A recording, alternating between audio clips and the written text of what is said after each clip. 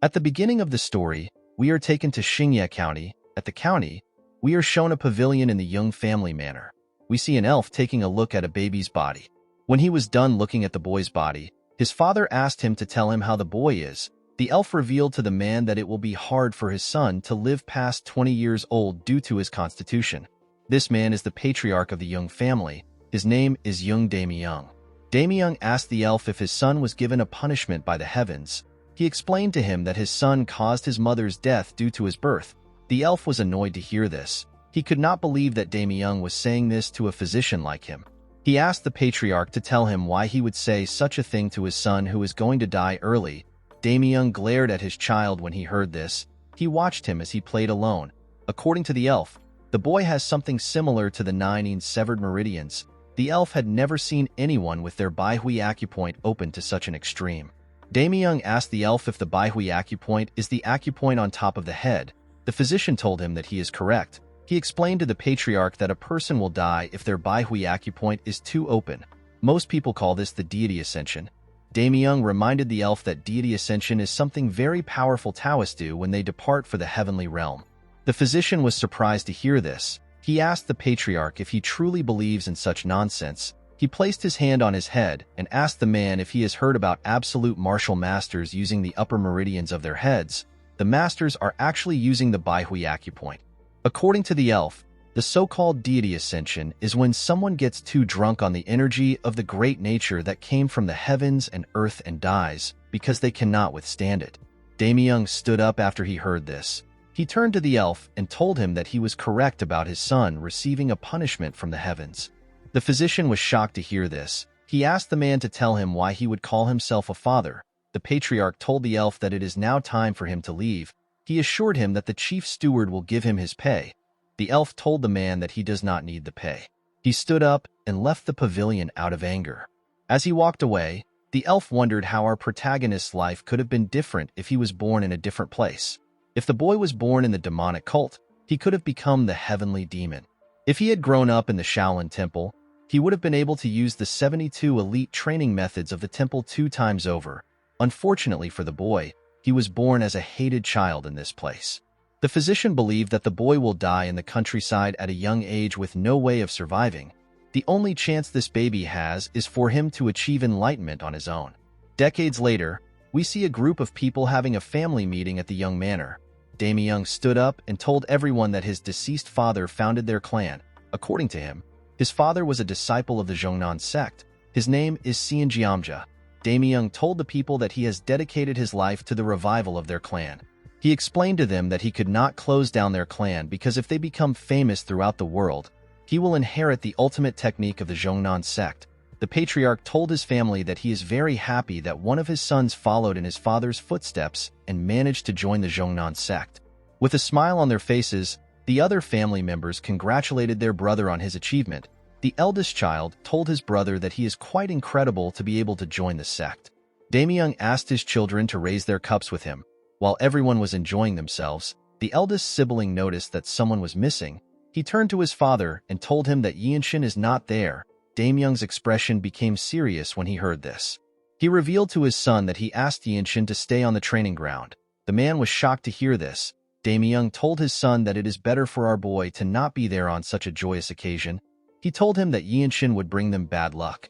The man could not believe that his father actually said this. The scene shifts and we see our boy gathering his energy on the training ground. He carefully circulated his energy throughout his body. Immediately he did this. He opened his eyes and released his energy. After he was done, Yinshin took a look at his palm. He realized that he had now completely mastered the Young clan's movement art. With this movement art, Yinshin can stimulate his muscles with energy and then compress it. He realized that his body could no longer get stronger than this. Yinshin wondered if he will have a longer lifespan now that he has a stronger body. While thinking, our boy remembered his brother's reaction when he told him that he created a martial arts technique. Yinshin explained to his brother that he did not create the technique from scratch. Instead, he redeveloped their clan's exclusive martial arts. The man let out a sigh when he heard this. He asked his younger brother to not be offended with what he wants to say. He asked Yinshin to not tell anyone about what he has done. Our boy was surprised to hear this. The scene shifts and we see Yinshin telling his brother to use the martial arts he created. The boy was annoyed to hear this. He asked Yinshin if he will take responsibility if he experiences energy deviation and dies. Our boy felt bad when he heard this. When he informed his father about what he had done, the man scolded him for messing with their clan's exclusive martial arts. He asked his son if he believes that he is the clan's founder. Yinshin could not believe that his own father simply dismissed him. While sitting on a chair, our boy thinks about what it means to be a clan founder. A clan founder is someone who creates martial arts and the founder of a martial group. Our boy never believed that he was someone that was so great. He did not think it was incredible to create a martial arts. He simply wanted to become healthy and live with everyone. While he was thinking, Yinshin sees some servants rushing somewhere. He wondered about where they were going. He quickly remembered that today was the day the martial masters of the Zhongnan sect will arrive. The Zhongnan sect is one of the 9 great sects. They are one of the twin walls that are known as the strongest groups in Shaanxi alongside the Manhwa sect. Yinshin remembered that the Zhongnan sect is a place where the sword deities reside. Our boy also wanted to meet the martial masters too. The moment he thought of this, he remembered what the chief steward said to him. Yinshin asked the man if the reason he can't show his face to the clan's important guests is because he caused his mother's death. The steward informed our boy that the order came from his father. Yinshin asked the man if he is certain. The steward apologized to our boy. Yinshin could not still believe that his father gave out such an order. He decided to follow the servants and watch from afar. He was certain that he will be able to learn something from the skilled masters. At the entrance of the manor, the servants wondered about who was coming to meet them. They were certain that the Sky Sword Dragon would not come. They believed that an elder might come to the manor. One of the servants said that it will be a blessing for their clan if an elder comes there. While the servants were talking, Damyung and his family stepped outside. Immediately they did this. Someone screamed that the martial masters have arrived. Immediately the person said this. We see an elf and 2 other men enter the compound. The members of the clan and Damyung's children were shocked to see the elf. One of the servants referred to the elf as a noble race. Yinshin was also shocked to see the elf. The noble race are known to be a mysterious race that can live on forever. Humans think of them as deities. Our boy and his family noticed the unique energy the elf was exuding. Yinshin noticed that the core energy condensed in her body is being exuded by her naturally. Damyung quickly regained his composure and welcomed the elf to his clan. He told her that he is honored that she would visit their clan. He and his son bowed their heads to greet the martial masters. He told them that he is the patriarch of the clan. The woman thanked the man for his hospitality. She introduced herself as Yeo Il Shin. She revealed to Damyung that she is an elder of the Zhongnan sect. Damyung was shocked to hear this. He could not believe that the woman is a noble race elder of the Zhongnan sect. He immediately begged Il Shin to forgive him for not recognizing her as a deity. The woman asked the patriarch to raise his head. She told him that she did not come to boast of her status. Damyung apologized to Il Shin for his disrespect. He could not believe that he kept the sword deities of the Zhongnan sect waiting outside. He asked her to follow him in. Yinshin was surprised to hear that the woman was an elder when she was already from the noble race. He wondered about how long Il Shin had lived for. While walking, Il Shin turns her head and sights our boy. The 2 of them lock eyes.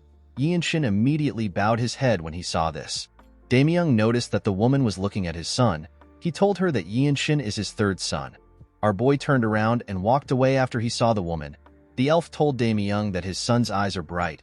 She said that our boy looks really smart, with a nervous look on his face. The patriarch explained to Il Shin that his son is not well-mannered. The elf was shocked to hear this. While watching his son walk forward, Damyung informed the woman that Yinshin is actually the troublemaker of their family. When our boy returned to the training ground, he picked up his sword.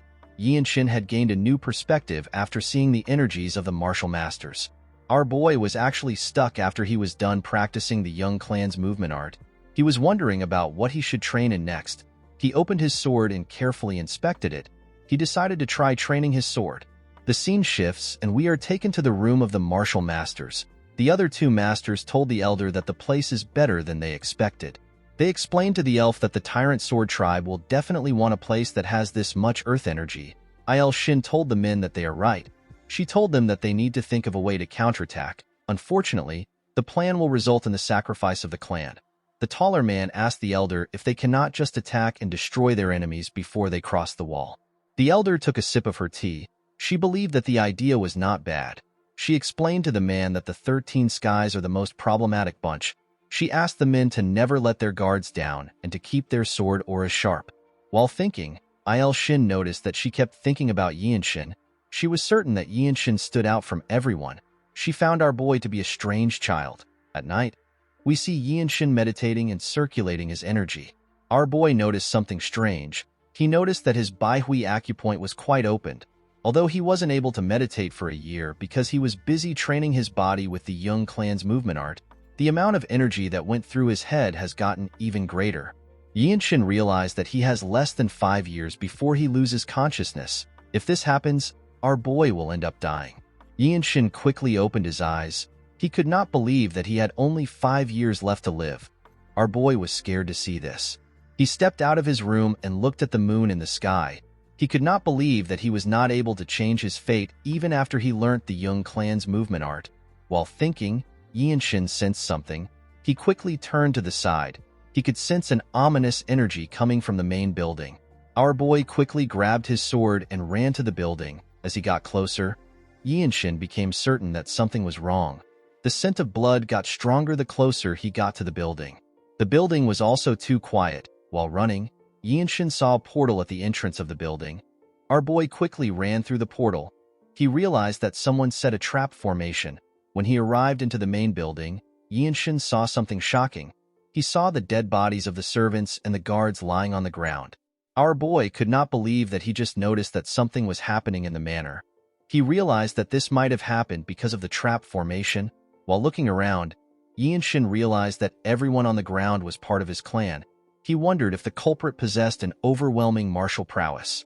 While he was looking at the bodies, someone asked him about why he is still alive. When Yinshin looked up, he saw some men carrying the dead bodies of the servants. A huge bald man walked up to him.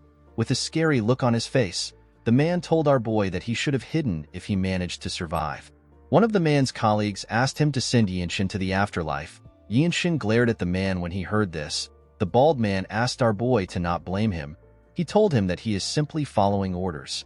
He gathered his energy in his hand and rushed to attack Yinshin. Our boy grabbed the man's wrist and used his hand to crush it. The bald man screamed out in pain. He fell to the ground and began to tremble. The man's colleagues were shocked to see what our boy did to his hand. They quickly grabbed their swords. The man who asked the bald man to kill Yinshin asked him for his identity. Our boy released his energy and raised his sword. With a serious look on his face, he told the man that he is the third son of the clan.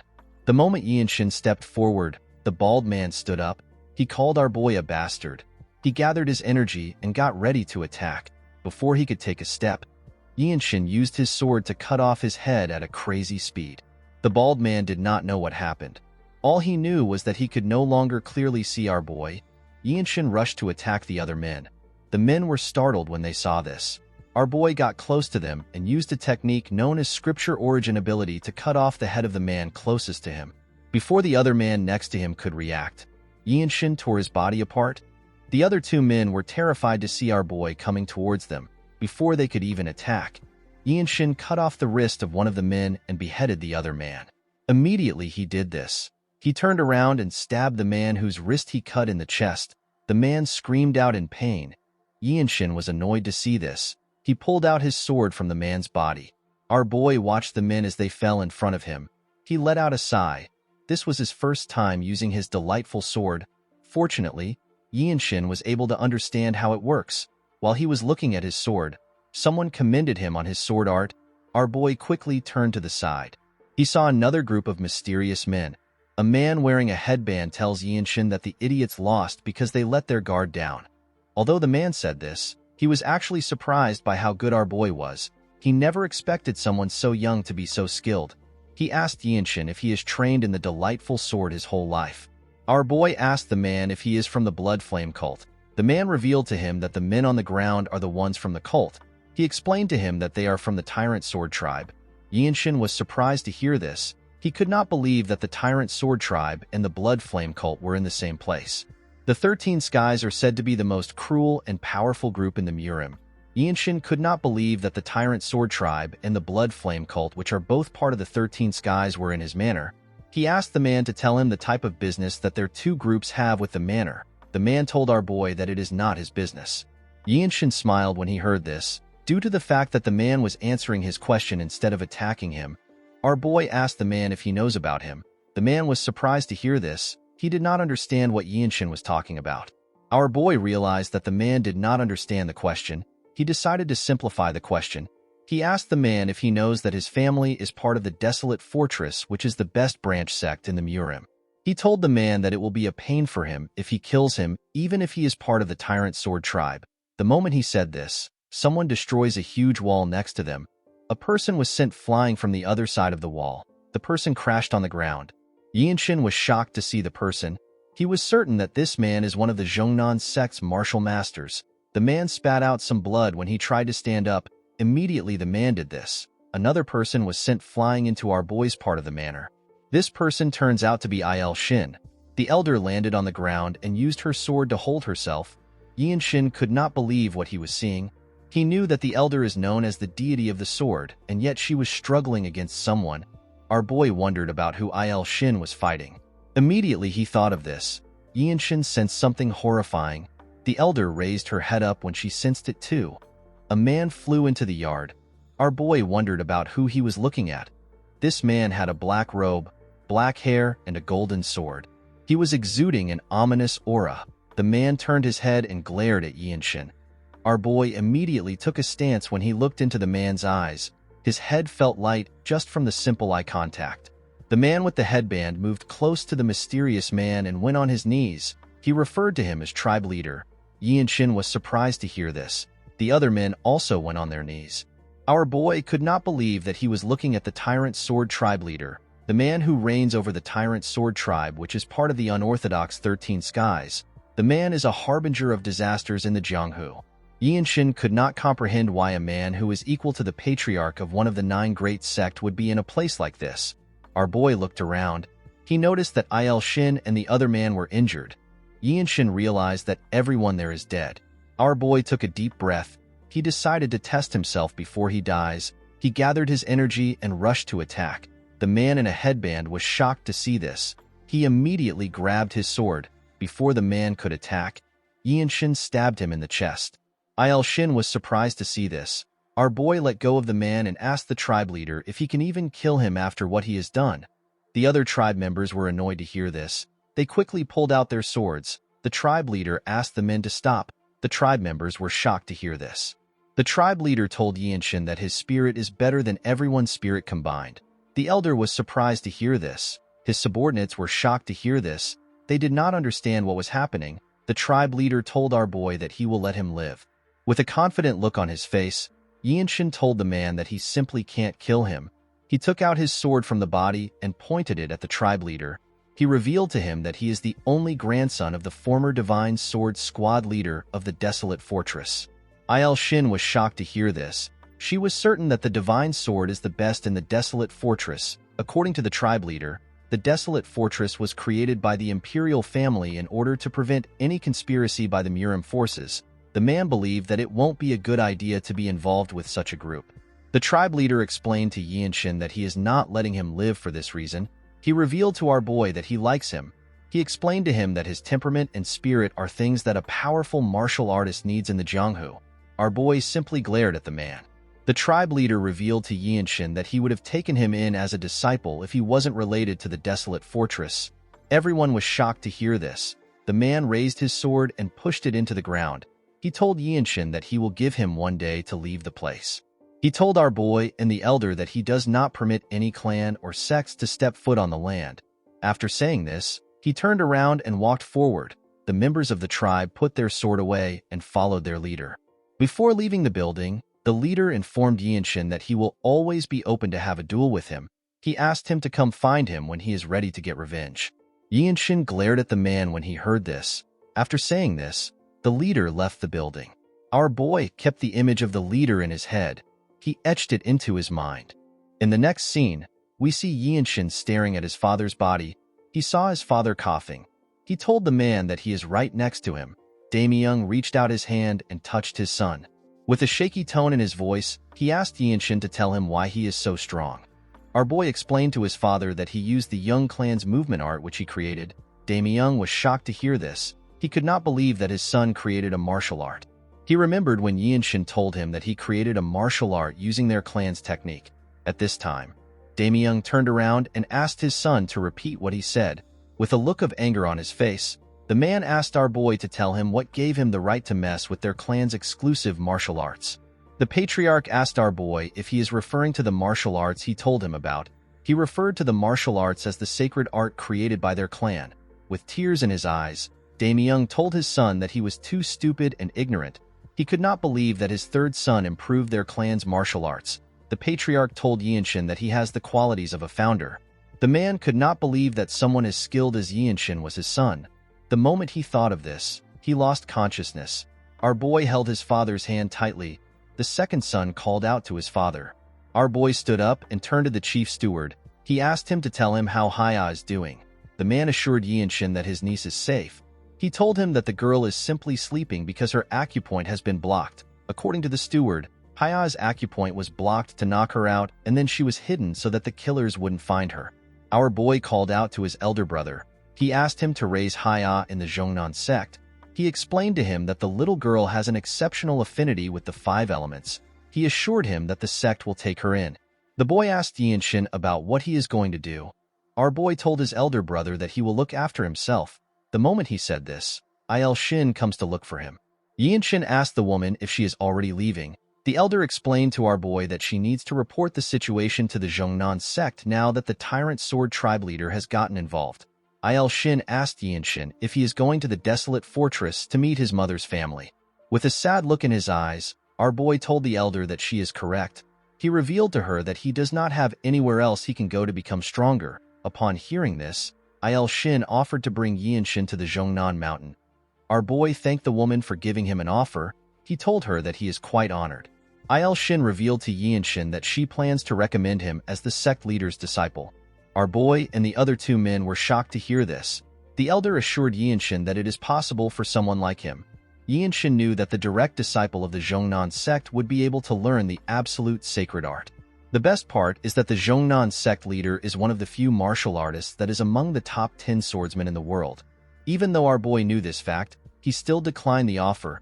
He apologized to the elder. Il-shin smiled when she heard this. She told our boy that she simply wanted someone as talented as him. Yinshin asked her to forgive him. The elder assured him that it is fine.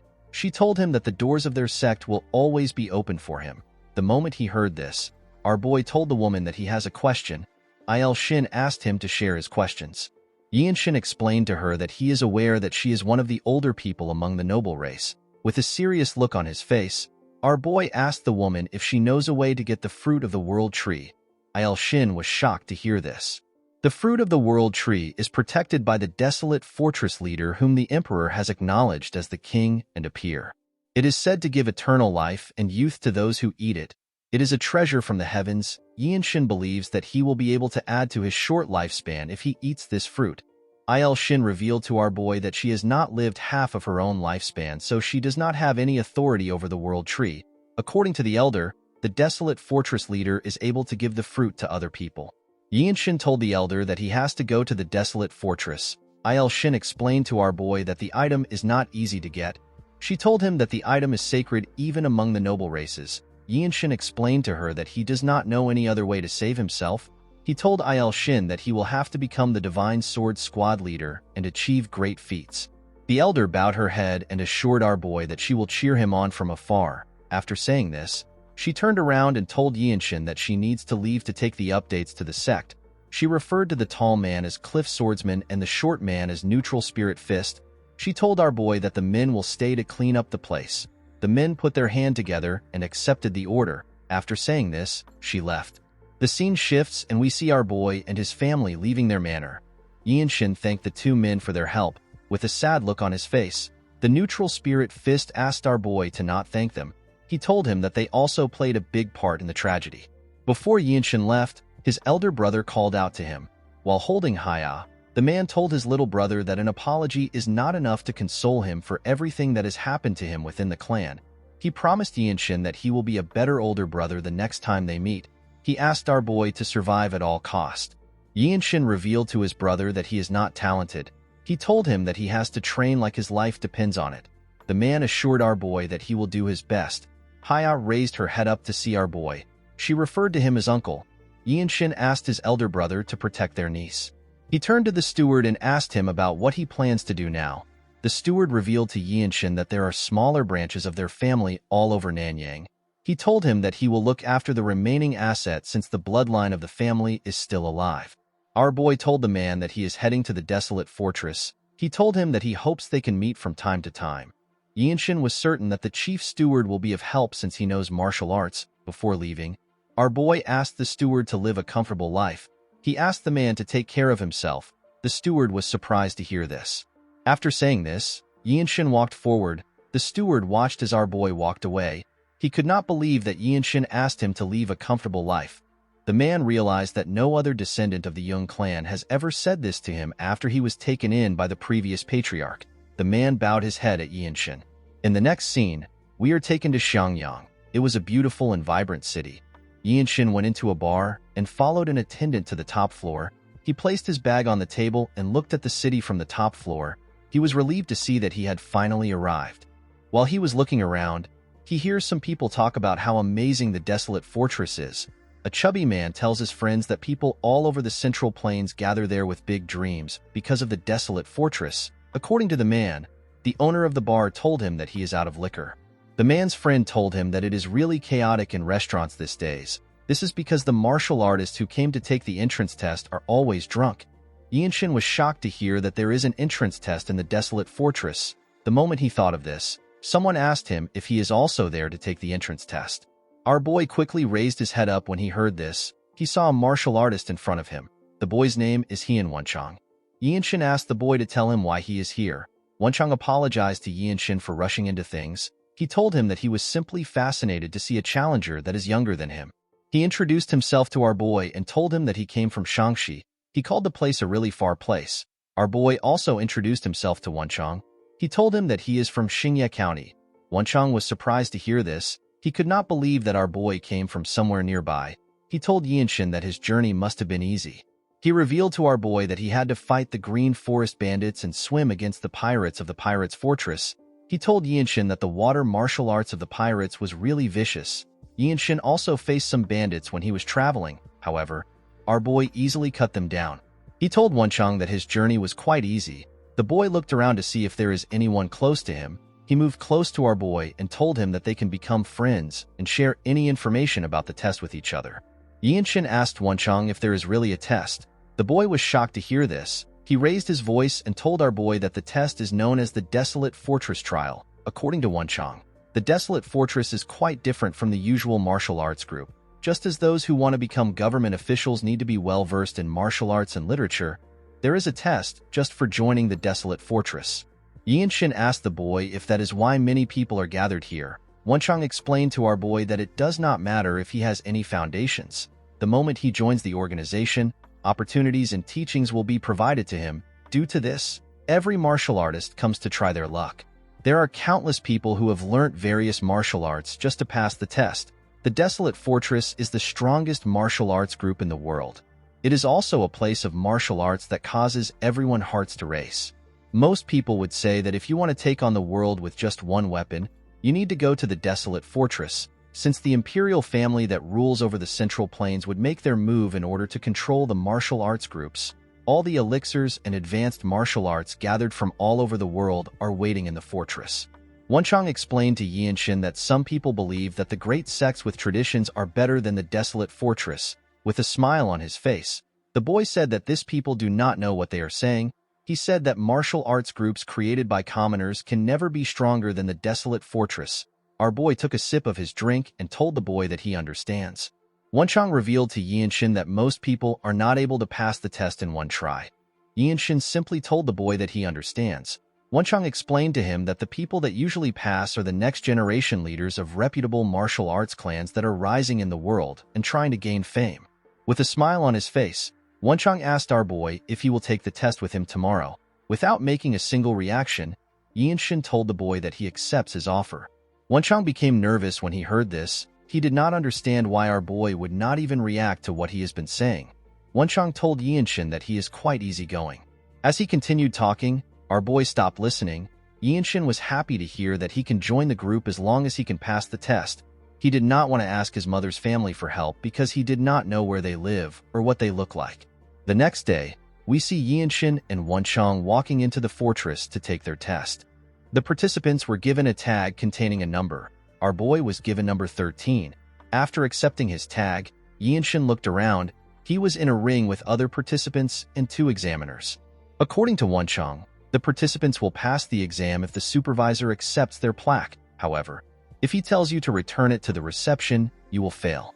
The second exam is a tournament. Our boy asked Wenchang if there is a third exam.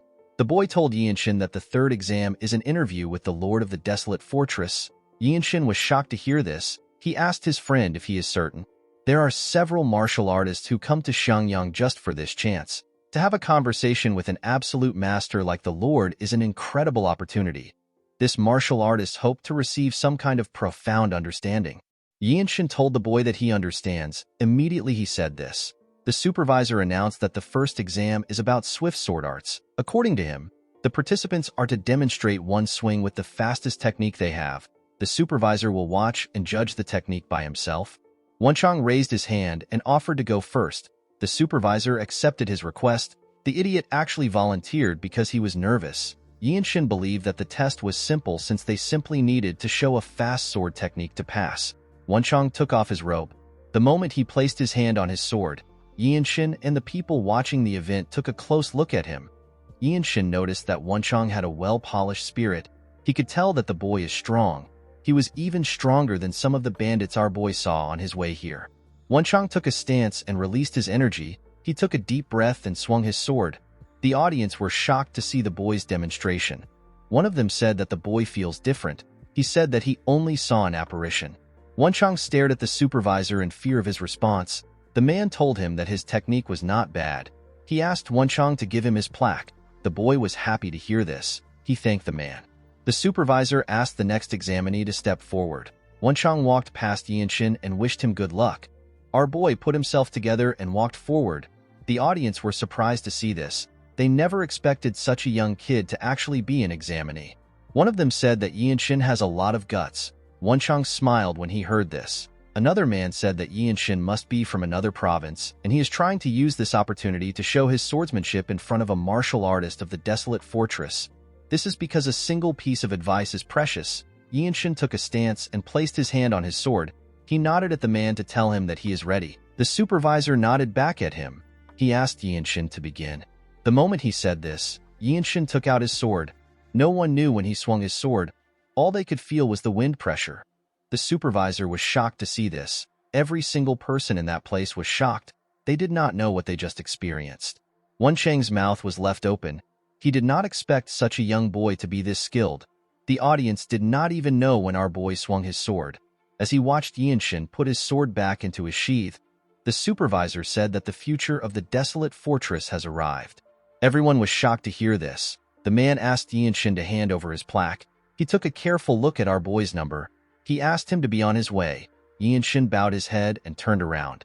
Our boy picked up his robe and walked out of the ring. Everyone cleared a path for him.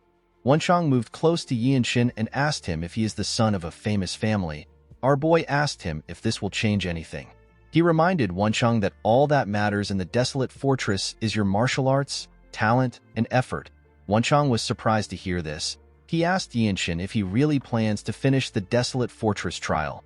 With a serious look on his face, our boy told his friend that this is why everyone came here, including him. Wenchang realized that Yinshin was serious. He told him that he is right. He thanked our boy and told him that he needs to go now. Yinshin watched his friend as he walked away. He hoped that his kind and talkative friend will pass the second exam. The scene shifts and we see Yinshin meditating in a room. While circulating his energy, our boy thinks about the fact that the second exam is a tournament where different people will compete with each other with their martial arts. Yinshin recalled that the exam will take place in 3 weeks. He realized that he needed to train more seriously. Our boy decided to train his young clan's movement art, the rapid sword arts, and the scripture of origin ability, which is an amplified chi movement technique. 3 weeks later, we see Yinshin and other participants arrive for their test. The supervisor asked the examinees to wait outside until they are called. The moment he said this, he went into a building. At the entrance of the building, a guard stood to watch everyone. While staring at the logo on the guard's clothes, One of the participants said that he is feeling discouraged. According to the man, the white martial arts outfit signifies an elementary-level martial artist. The man asked the person next to him to tell him why the guard's energy would be so strong. The other man told him that even just wearing the white clothes means that his future is secured. Yinshin also stared at the guard. While he was looking at him, Wenchang called out to him. The man ran to meet our boy. He told him that he has gotten taller. Yinshin smiled when he heard this. He told the man that he also looks better. With a serious look on his face, Wenchang told his friend that he wants him to remember that winning is not the important thing in this exam. He explained to him that it is enough to have only one fight in the 2 rounds. He told him that a single round is enough to catch the eyes of the desolate fortress masters who will be watching. With tears in his eyes, Wenchang told our boy that catching the eyes of the masters is actually the hardest part. The boy was able to say this because he had experienced it before. Yinshin asked his friend if a person can win a match and still fail the exam. The boy told him that he is correct. While biting his nails, Wenchang told our boy that the problem they have is that the supervisors are going to have a higher standards today. Yinshin was surprised to hear this. He asked the boy for the reason. Wenchang revealed to him that the White Qilin is competing in today's tournament. Our boy was shocked to hear this. He asked his friend if he is referring to the White Qilin from the Namgung family. The White Qilin wiped out a notorious group of bandits before he was even 15.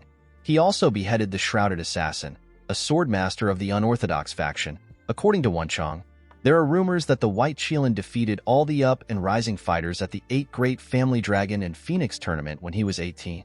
Yinshin was surprised to hear this. He asked his friend to tell him why someone from the Namgung family would join the desolate fortress, especially when it is someone that already has martial dignity and everything else. Wenchang revealed to Yinshin that the White Qilin cannot become the patriarch because he is the child of a concubine. According to the boy, if a person rises to the position of the desolate fortress captain, they are on the same level as one of the patriarch of the 8 great families. In fact, the person will have more power than the patriarchs. This is because the desolate fortress maintains the order of the Jianghu in the center of the central plains. While they were talking, the guard called our boy's name and asked him to step out. Yinshin told Wenchang that he hopes to see him again in the desolate fortress. The boy was shocked to hear this. Immediately he said this. He walked up to the guard. Inside the building, we see a referee and different supervisors staring at Yinshin and his opponent. With a creepy smile on his face, our boy's opponent pulled out his sword. Immediately he did this. The referee asked them to begin the fight. The man began to laugh. Yinshin did not understand why he was laughing. With a disgusting look on his face, the man referred to our boy as a moth that is struggling. He asked Yinshin if he is curious about his identity. Before the man could introduce himself, Yinshin attacked him and gave him a huge scar on his face.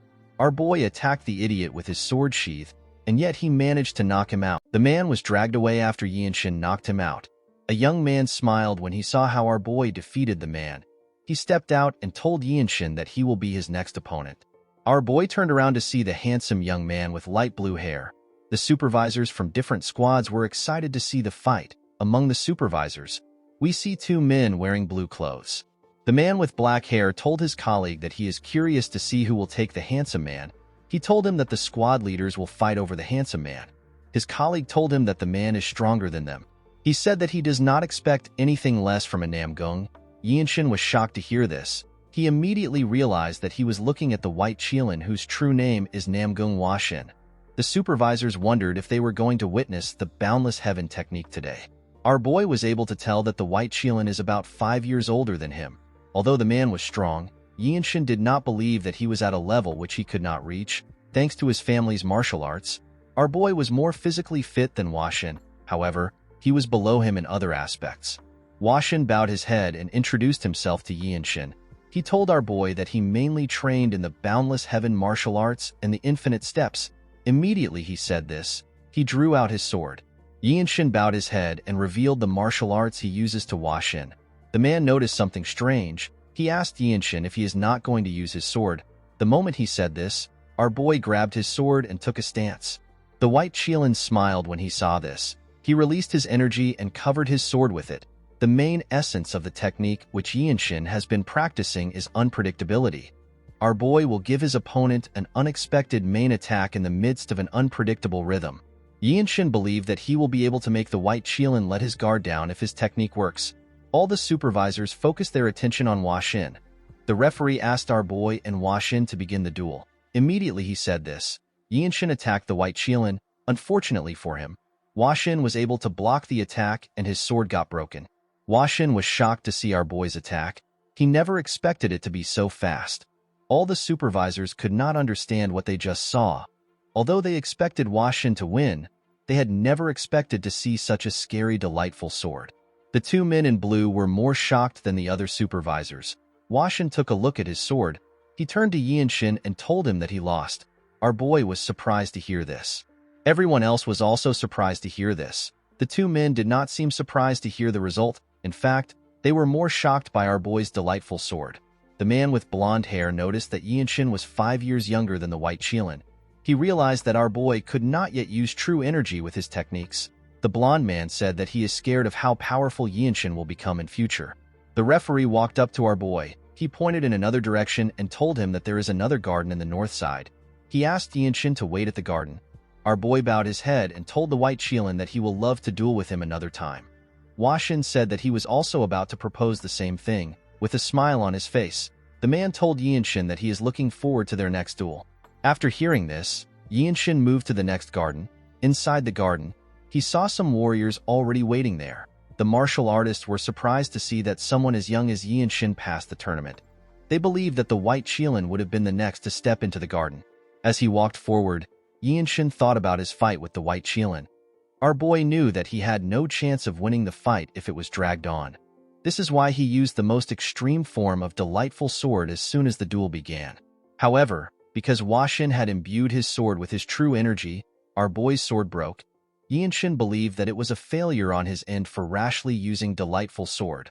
Although he believed that this was true, Yinshin never expected the white Qilin to admit defeat.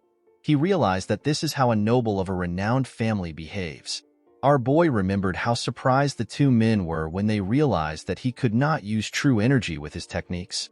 The Young clan is a third-rate branch clan. There was no one in Yinshin's household that knew how to use true energy. If such a person existed, our boy would have learnt from the person. Yinshin drew out his sword. Now that our boy had seen it, he understood how it is supposed to be used. While staring at his sword, our boy began to release some energy. Yinshin understood that it wasn't just simple as putting energy into his sword. Instead, true energy is meant to be used as a medium to become one with the sword. The moment he thought of this, his sword began to glow. The other martial artists saw a shining, blinding light in the garden. When they turned, they saw something shocking. They could not believe that Yinshin was experiencing sword resonation. They were more shocked to see that such a young person was experiencing it. Yinshin's sword released a bright light and waves of energy. Yinshin felt like his body and his sword had become united. He raised his sword and took a stance. Our boy realized that he had reached the body-sword unification. After reaching his new state, Yinshin opened his eyes. Our boy smiled when he looked at his sword. Someone congratulated him on his enlightenment. When Yinshin turned to the side, he saw the white Qilin. The man placed his hand on his sword. Yinshin looked around. He noticed that the other martial artists were staring at him. Our boy realized that the white Qilin was protecting him because he was scared that someone might get in the way of his enlightenment. While he was thinking, Wenchang walked up to him. Yinshin put his broken sword away and thanked Hua Xin for protecting him. He also congratulated him on passing the tournament. Hua Xin began to laugh when he heard this. Wenchang reminded his friend that he is also next to him. Our boy smiled and congratulated him. While they were talking, Wenchang remembered something. He told Yinshin that he has gotten a nickname. Our boy was surprised to hear this. When someone has shown exceptional martial arts prowess or has attracted attention, people will give that person a nickname and call them by it. Unless it is someone who commits atrocious and evil deeds, most nicknames represent a huge honor for martial artists. Hua Xin informed Yinshin that he has also heard about his nickname. Our boy was surprised to hear this. He was certain that he had not done anything other than pass a trial. Hua Xin revealed to our boy that people call him the Lightning Genius. Yinshin was surprised to hear this. He could not believe that he was now known as the Lightning Genius. According to the white Qilin, people are saying that he has the talent of lightning. The man told Yinshin that this is his new name in the Jianghu since even the desolate fortress martial artists are calling him by this name. Our boy laughed when he heard his new name.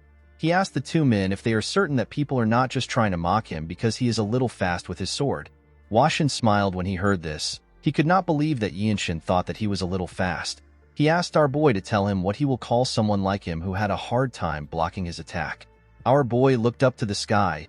He could not believe that he was now known as the Lightning Genius. This was a title that he could not even dream of when he was doing the horse stance in the young manner. A while later, everyone was asked to gather around. They were told that they are about to go through their last trial. The supervisor told them that they will be able to join the desolate fortress if they pass the trial. Yinshin could not believe that he was about to meet a living piece of history and one of the strongest martial masters in the world who might even be the strongest. After the supervisor explained to them, the first person walked into the building. A little while later, the man came out of the building looking like he had seen something that he should have not seen. Wenchang was surprised to see the look on the man's face. The man did not say anything to anyone. He simply walked past everyone. After the man left, others went in. They all came out looking the same. Due to the fact that everyone came out quickly, Wenchang asked his friend if the leader is simply looking at faces. After a while, Yinshin was asked to step in. Our boy was asked to keep going until he gets to the top floor. When Yinshin arrived at the top, he saw a huge golden door. The door opened and our boy stepped inside. Immediately, he stepped inside.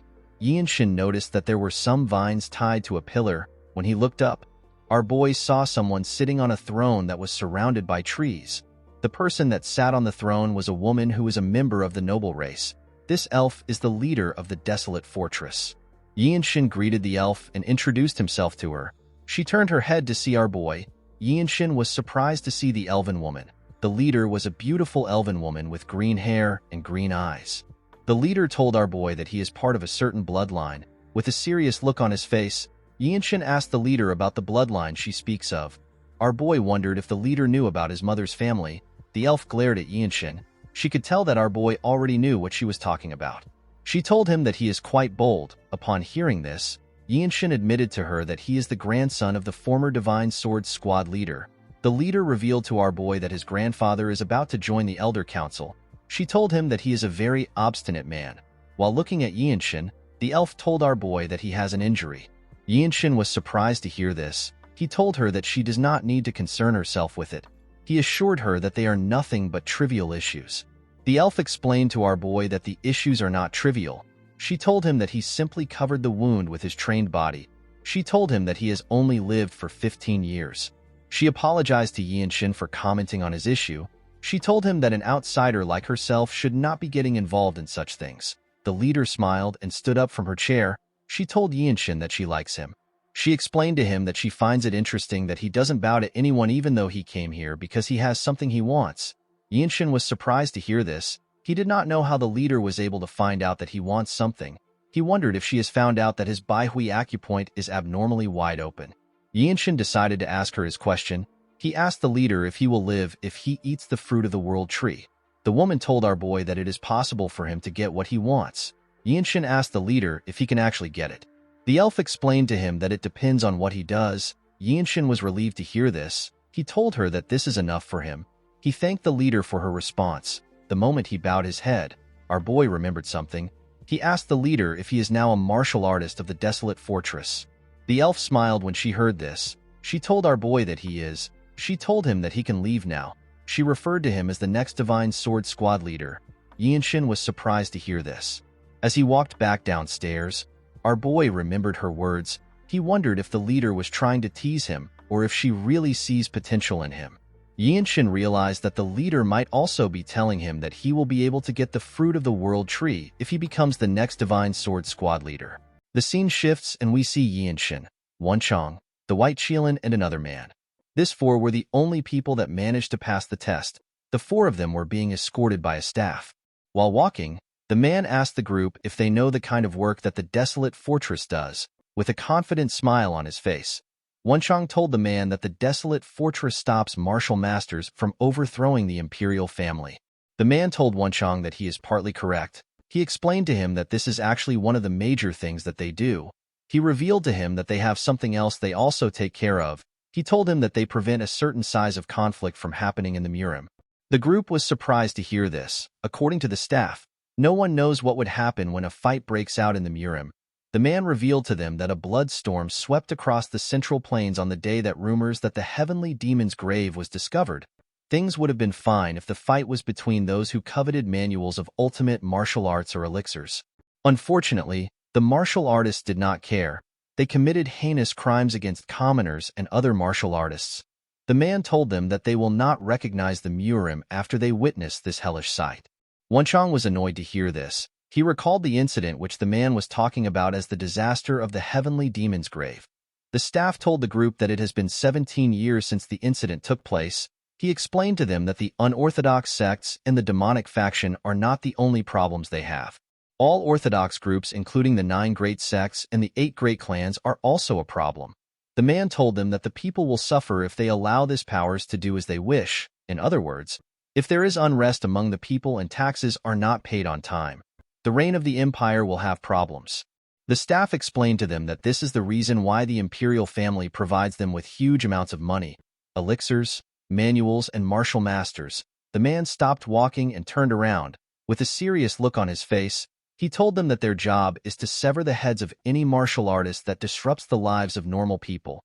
These words resonated with the group. They each repeated it to themselves. After saying this, the man moved to the side and showed them a building. He told the group that they will be staying there for now. He explained to them that they will later be assigned to a place and be moved to the accommodations of that place. The man wished the group the best of luck.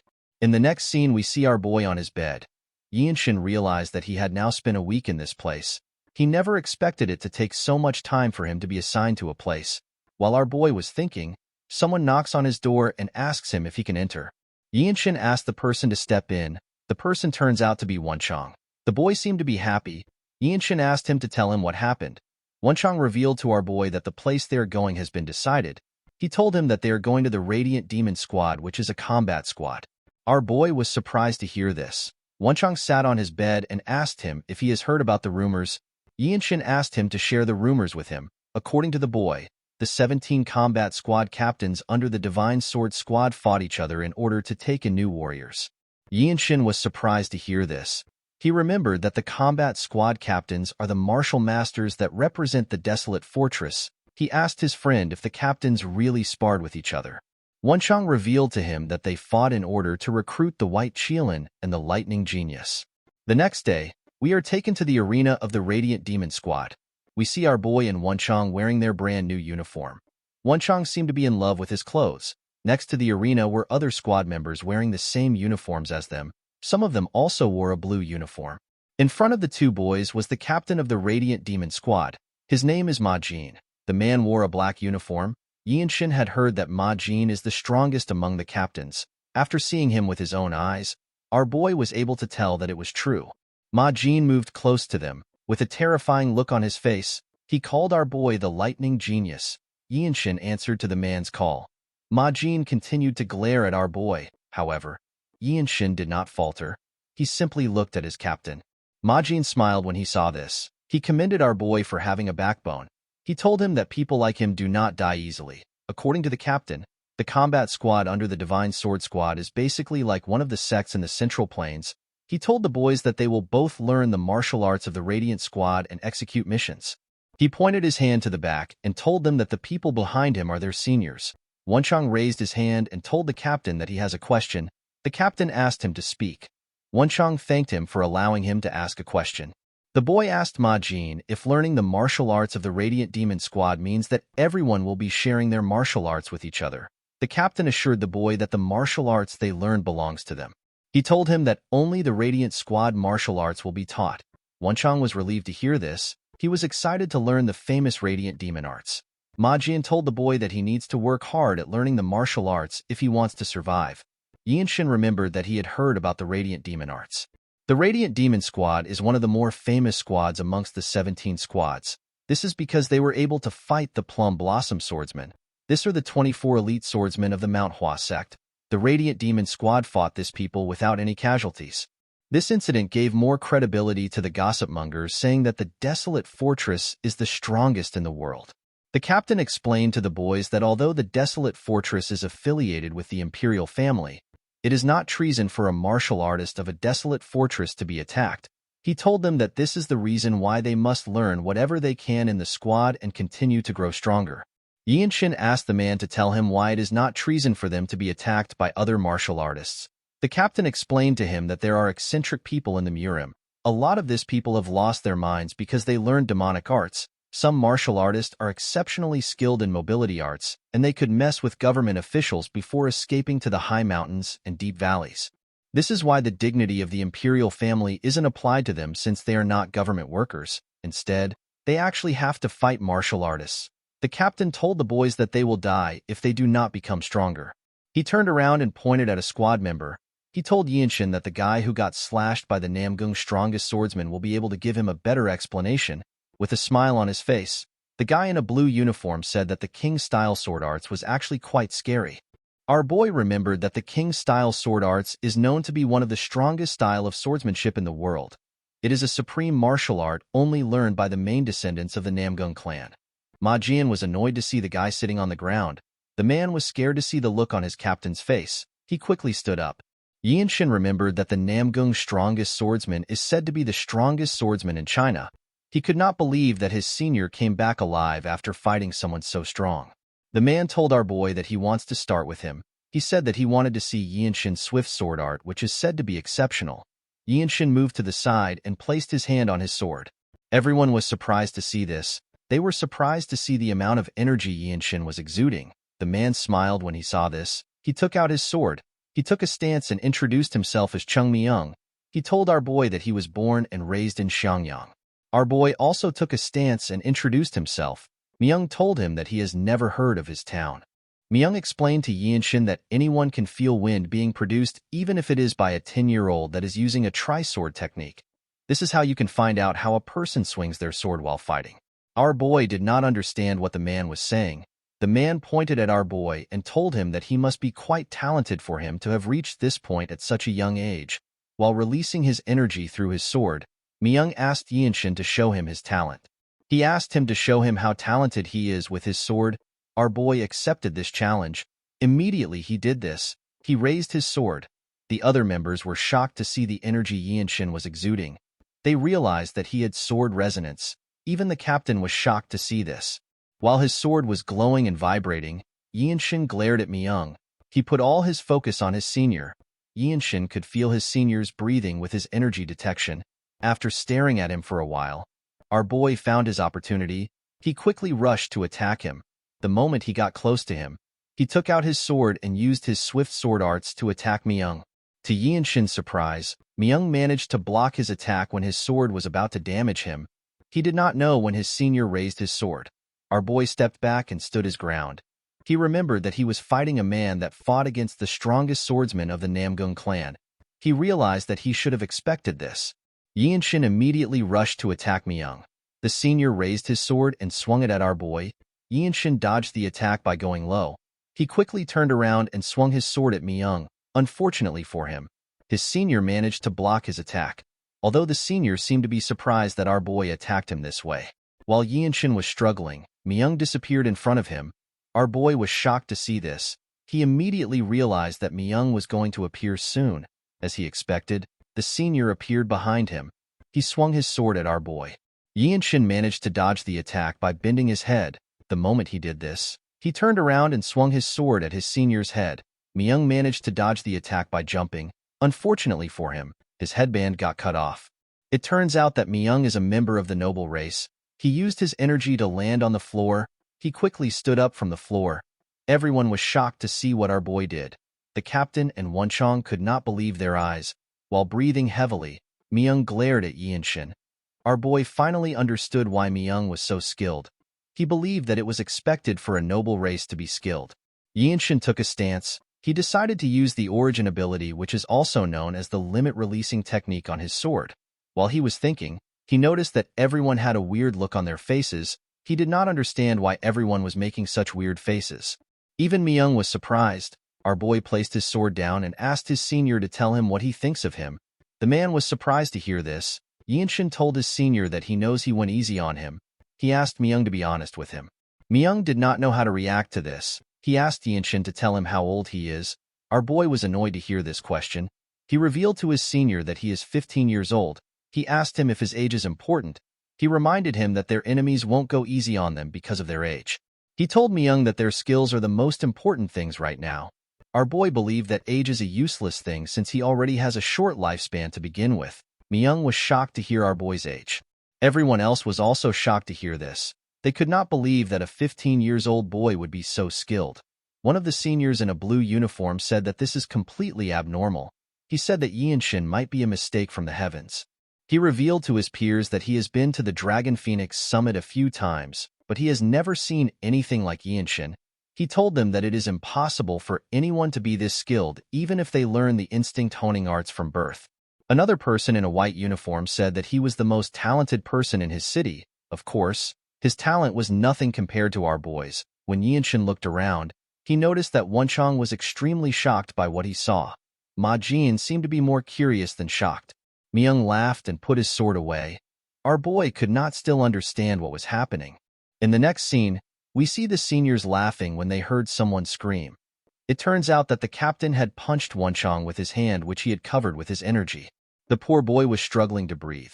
Ma Jian told Wonchong that it is actually a bit impressive that he is still standing rather than sprawled on the ground. He asked the boy to go back and solidify what he has learned. Wonchong accepted the order. The captain turned to the side. He saw our boy circulating his energy while his eyes were closed. When Yinshin opened his eyes, the captain asked him if he has understood the crux of the steps. Our boy told the man that it is to think and act in a seamless manner. Ma Jin told Yinshin that he is correct. According to the captain, there is always a way for a person to move, regardless of the situation. The true crux of the Radiant Demon Arts is to move seamlessly without disrupting the path of your attacks. Ma Jin told our boy that he must now understand the deeper meaning of the path of attacks. Yinshin was surprised to hear this.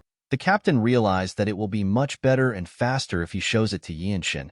He moved close to a sculpture and placed his hand on it. He asked the two boys to look carefully. Ma Jin released a small portion of his energy. He took a deep breath. After doing this, he took away his energy. Yinshin was surprised to see this. He noticed that his captain was completely relaxed. The captain raised his other hand. He clenched his fist and used it to destroy the sculpture in one strike. The seniors seemed to be impressed with their captain. Yinshin and Wonchong were shocked to see what he did. Ma Jin explained to the boys that using the strongest attack at the perfect time is the path of attack. He told them that if they follow a path of an attack, the most powerful attack will be unleashed. Yinshin realized that their captain was telling them that they need to grasp the timing of unleashing their strength. The captain told the boys that he does not expect them to be able to do it immediately even though he just showed it to them.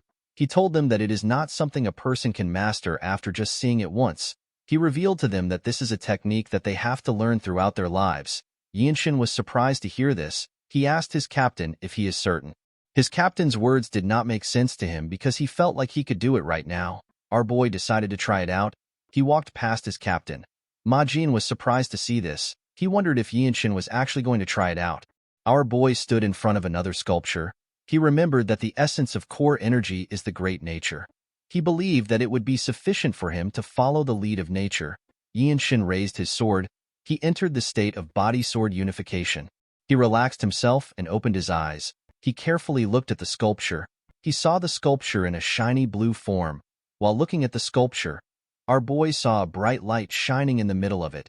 Immediately he saw the light. Yinshin used his sword sheath to hit the spot where the light came from. The moment he did this, the sculpture began to crack. It crumbled apart. Our boy smiled when he saw this. He realized that he had understood the deeper meaning of the path of attacks. Yinshin was quite happy to see that he had learned all of the Radiant Demon Arts. He simply needed to continue training to be able to use it in a real fight. While he was smiling, he turned around. Everyone was completely lost. They could not comprehend what they just witnessed. Yinshin told his captain that he was not quite good since it is his first time. He explained to him that he still needs to experience many more fights before he can use it properly. He told Ma Jin that if he wants to use the martial arts in an instant where life and death is on the line, normal practices like this won't work. Everyone was shocked to hear this. Yinshin bowed his head and thanked his captain for his teachings. Ma Jin did not even know how to react to this. He told our boy that he will need to think about how he should teach him. Yinshin did not understand what his captain was saying. The next day, we see Wonchong next to our boy. He asked Yinshin if he heard that their seniors had a huge fight with the Heavenly Squad. Our boy was surprised to hear this. He reminded Wonchong that the Desolate Fortress is actually quite strict when it comes to their rules. He told him that fighting outside of training grounds is a punishable offense for martial artists of the desolate fortress. Yinshin asked his friend to tell him why they fought. Wenchang revealed to him that one of the Heavenly Squad members picked a fight with their squad at a restaurant. He told a member of their squad that our boy's talent won't blossom in their squad. Yinshin could not believe that the men actually fought for this reason. Wenchang told his friend that he does not know what the Murim is like. He explained to him that something that does not seem like a big deal could provoke someone to raise their sword against him. Unfortunately, the streets place great value on the process of defeating your opponent and winning the fight. Wenchang told our boy that the situation is actually not bad. With a weird look on his face, the boy told Yinshin that he never expected the seniors of the desolate fortress to get angry over a newbie. He said that he would not know what to do if he was in the same situation. Yinshin did not understand what his friend was saying. He was certain that the seniors were angry because someone insulted their squad. While thinking, our boy realized that he has an opportunity in front of him. Yinshin knew that he needed to accomplish something in order to get the fruit of the world tree which all the noble races of the world worship. He knew that he will definitely need help from others if he wants to get accomplishments. Although the best way to gain the trust of a martial artist is to make the martial artist owe you his life, it will still be good for our boy to leave a good impression on his squad members.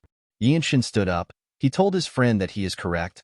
He told him that he never expected their seniors to be fighting because of him. He assured his friend that he will not let this go. He told him that they need to pay their seniors a visit. Wenchang was surprised to hear this. He commended his friend on his bravery. He told our boy that he is a chivalrous person who knows the code of martial artists. Yinshin wondered if something like this was actually chivalry. The scene shifts and we see our boy and his friend arrive at the training ground. The seniors were surprised to see them. They could not believe that the newbies came to train even though there are no lessons today. They believed that the boys were hardworking. A senior wearing a blue uniform told the boys that they do not need to train so hard while they are wearing the white uniform. Another senior wearing blue said that it is actually best for the boys to train while still wearing white. The two boys walked up to the captain and greeted him. Majin asked them if they ran into any problems while training. Yinshin revealed to his captain that he wishes to have a spar. Majin asked our boy to look around and choose someone to spar with. Our boy told the man that he does not want to spar with anyone in their squad. With a serious look on his face, Yinshin told Majin that he wants to spar against the Heavenly Squad. Everyone, including Wenchang, was shocked to hear this. Upon hearing this, Majin realized that our boy has heard about what happened yesterday. The captain told Yinshin that he does not need to get worked up over it. Our boy told his captain that he wants to see the heavenly sword arts which he has admired for a long time. Majin told Yinshin that it is too late for him to say something like this. He believed that our boy was too agitated. The captain actually liked the fact that our boy got worked up because of his seniors. Yinshin bowed his head and explained to his captain that he wants to show everyone that the Radiant Demon Arts is a great martial arts. He begged Majin to give him a chance. Yinshin actually wanted to gain fighting experience with the Radiant Demon Arts. He also wanted to observe and advance martial arts and leave a good impression on his seniors. Our boy wanted to kill 3 birds with 1 stone. Majin reminded Yinshin that he did not learn the same kind of martial arts as the Heavenly Squad, and he has never fought in battle with them before. He told Yinshin that his opponent has no reason to go easy on him, even if it is a spar. With a fired-up look on his face, Yinshin assured his captain that this is exactly what he wants. Everyone was shocked to hear this. The seniors began to praise Yinshin. They told him that he has a spirit that is befitting of a martial artist of the desolate fortress. They told him that he can become the next captain of their squad if he survives this spar. Upon realizing that he could not persuade Yinshin, Majin told him that he will send a message to the Heavenly Squad. Our boy was happy to hear this. In the next scene, we are taken to the arena of the Heavenly Squad. Yinshin stood in front of his opponent who was from the Heavenly Squad. Some of the Heavenly Squad members were shocked to see that a white robe actually challenged a blue robe. A white robe told his seniors that the fight is actually supposed to be a guidance fight for the sake of learning. A blue robe asked his colleague to tell him how long Yinshin will last in the fight. The man told his friend that our boy will last for 10 bouts at best. The man believed that it was impossible for a newly joined white robe to last 10 bouts against a blue robe, while our boy and his opponent were staring at each other. The captains of their squads also stared at them. The captain of the Heavenly Squad is known as Han Chulmak. Chulmak and Majin were not happy to see each other. Chulmak pointed at Yinshin and told Majin that he will give our boy one of the Heavenly Squad's elixirs if he lasts for 10 bouts. Majin was surprised to hear this. He told the man that an elixir might be too much to bet with. Chulmak asked the captain if he is scared that he will lose. Ma Jin asked the man to not provoke him. He reminded him that the desolate fortress's elixirs are valuable and they are not something that should be used frivolously. Chulmak was annoyed to hear this. He explained to Ma Jin that the honor of their squads is on the line. He asked him if this is not important to him. Ma Jin let out a sigh. He decided to accept the deal. Chulmak happily sat down when he heard this. He told Ma Jin that they need to trust their own people as leaders of the group. Ma Jin smiled when he heard this. Yinshin's opponent moved close to him and asked him if he just joined the organization. Our boy bowed his head and introduced himself to the man. In the desolate fortress, people start as white robe warriors before advancing to a blue robe warrior. However, not everyone becomes a blue robe warrior. There are some people who take more than 10 years to become blue robe warriors. The blue robe warriors are people who won't lose to even the pinnacle martial masters who represent major sects. The man revealed to Yinshin that he has trained in the heavenly sword arts for 20 years. He told our boy that although swords are said to have no eyes, the sword of masters do have eyes. With a serious look on his face, the man told Yinshin that this does not mean anything to him. He assured our boy that he will not show him any mercy. Yinshin told the man that he has no problem with this. The man was surprised to see how calmly he spoke. He drew out his sword. He then released his energy. Everyone focused their attention on the man. Yinshin smiled when he saw this. He was curious about the kind of sword style that a blue robe of the heavenly squad uses. Our boy quickly removed this thought from his head. He believed that he did not need any of this unnecessary thoughts. He told himself that the sword style the man used is irrelevant. He said that he will simply use his own style of martial arts. The man covered his sword with his energy. He told our boy that he will let him have the first attack. He asked him to come at him. Yinshin activated the limit-releasing technique. He quickly rushed to attack the man. He swung his sword at him when he got close to him. The man managed to block the attack. He realized that our boy was quite fast. Yinshin raised his sword and began to attack the man fiercely.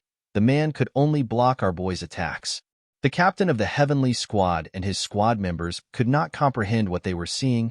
Chulmak could not believe that a white robe was this fast. Ma Jin smiled when he saw the look on his face.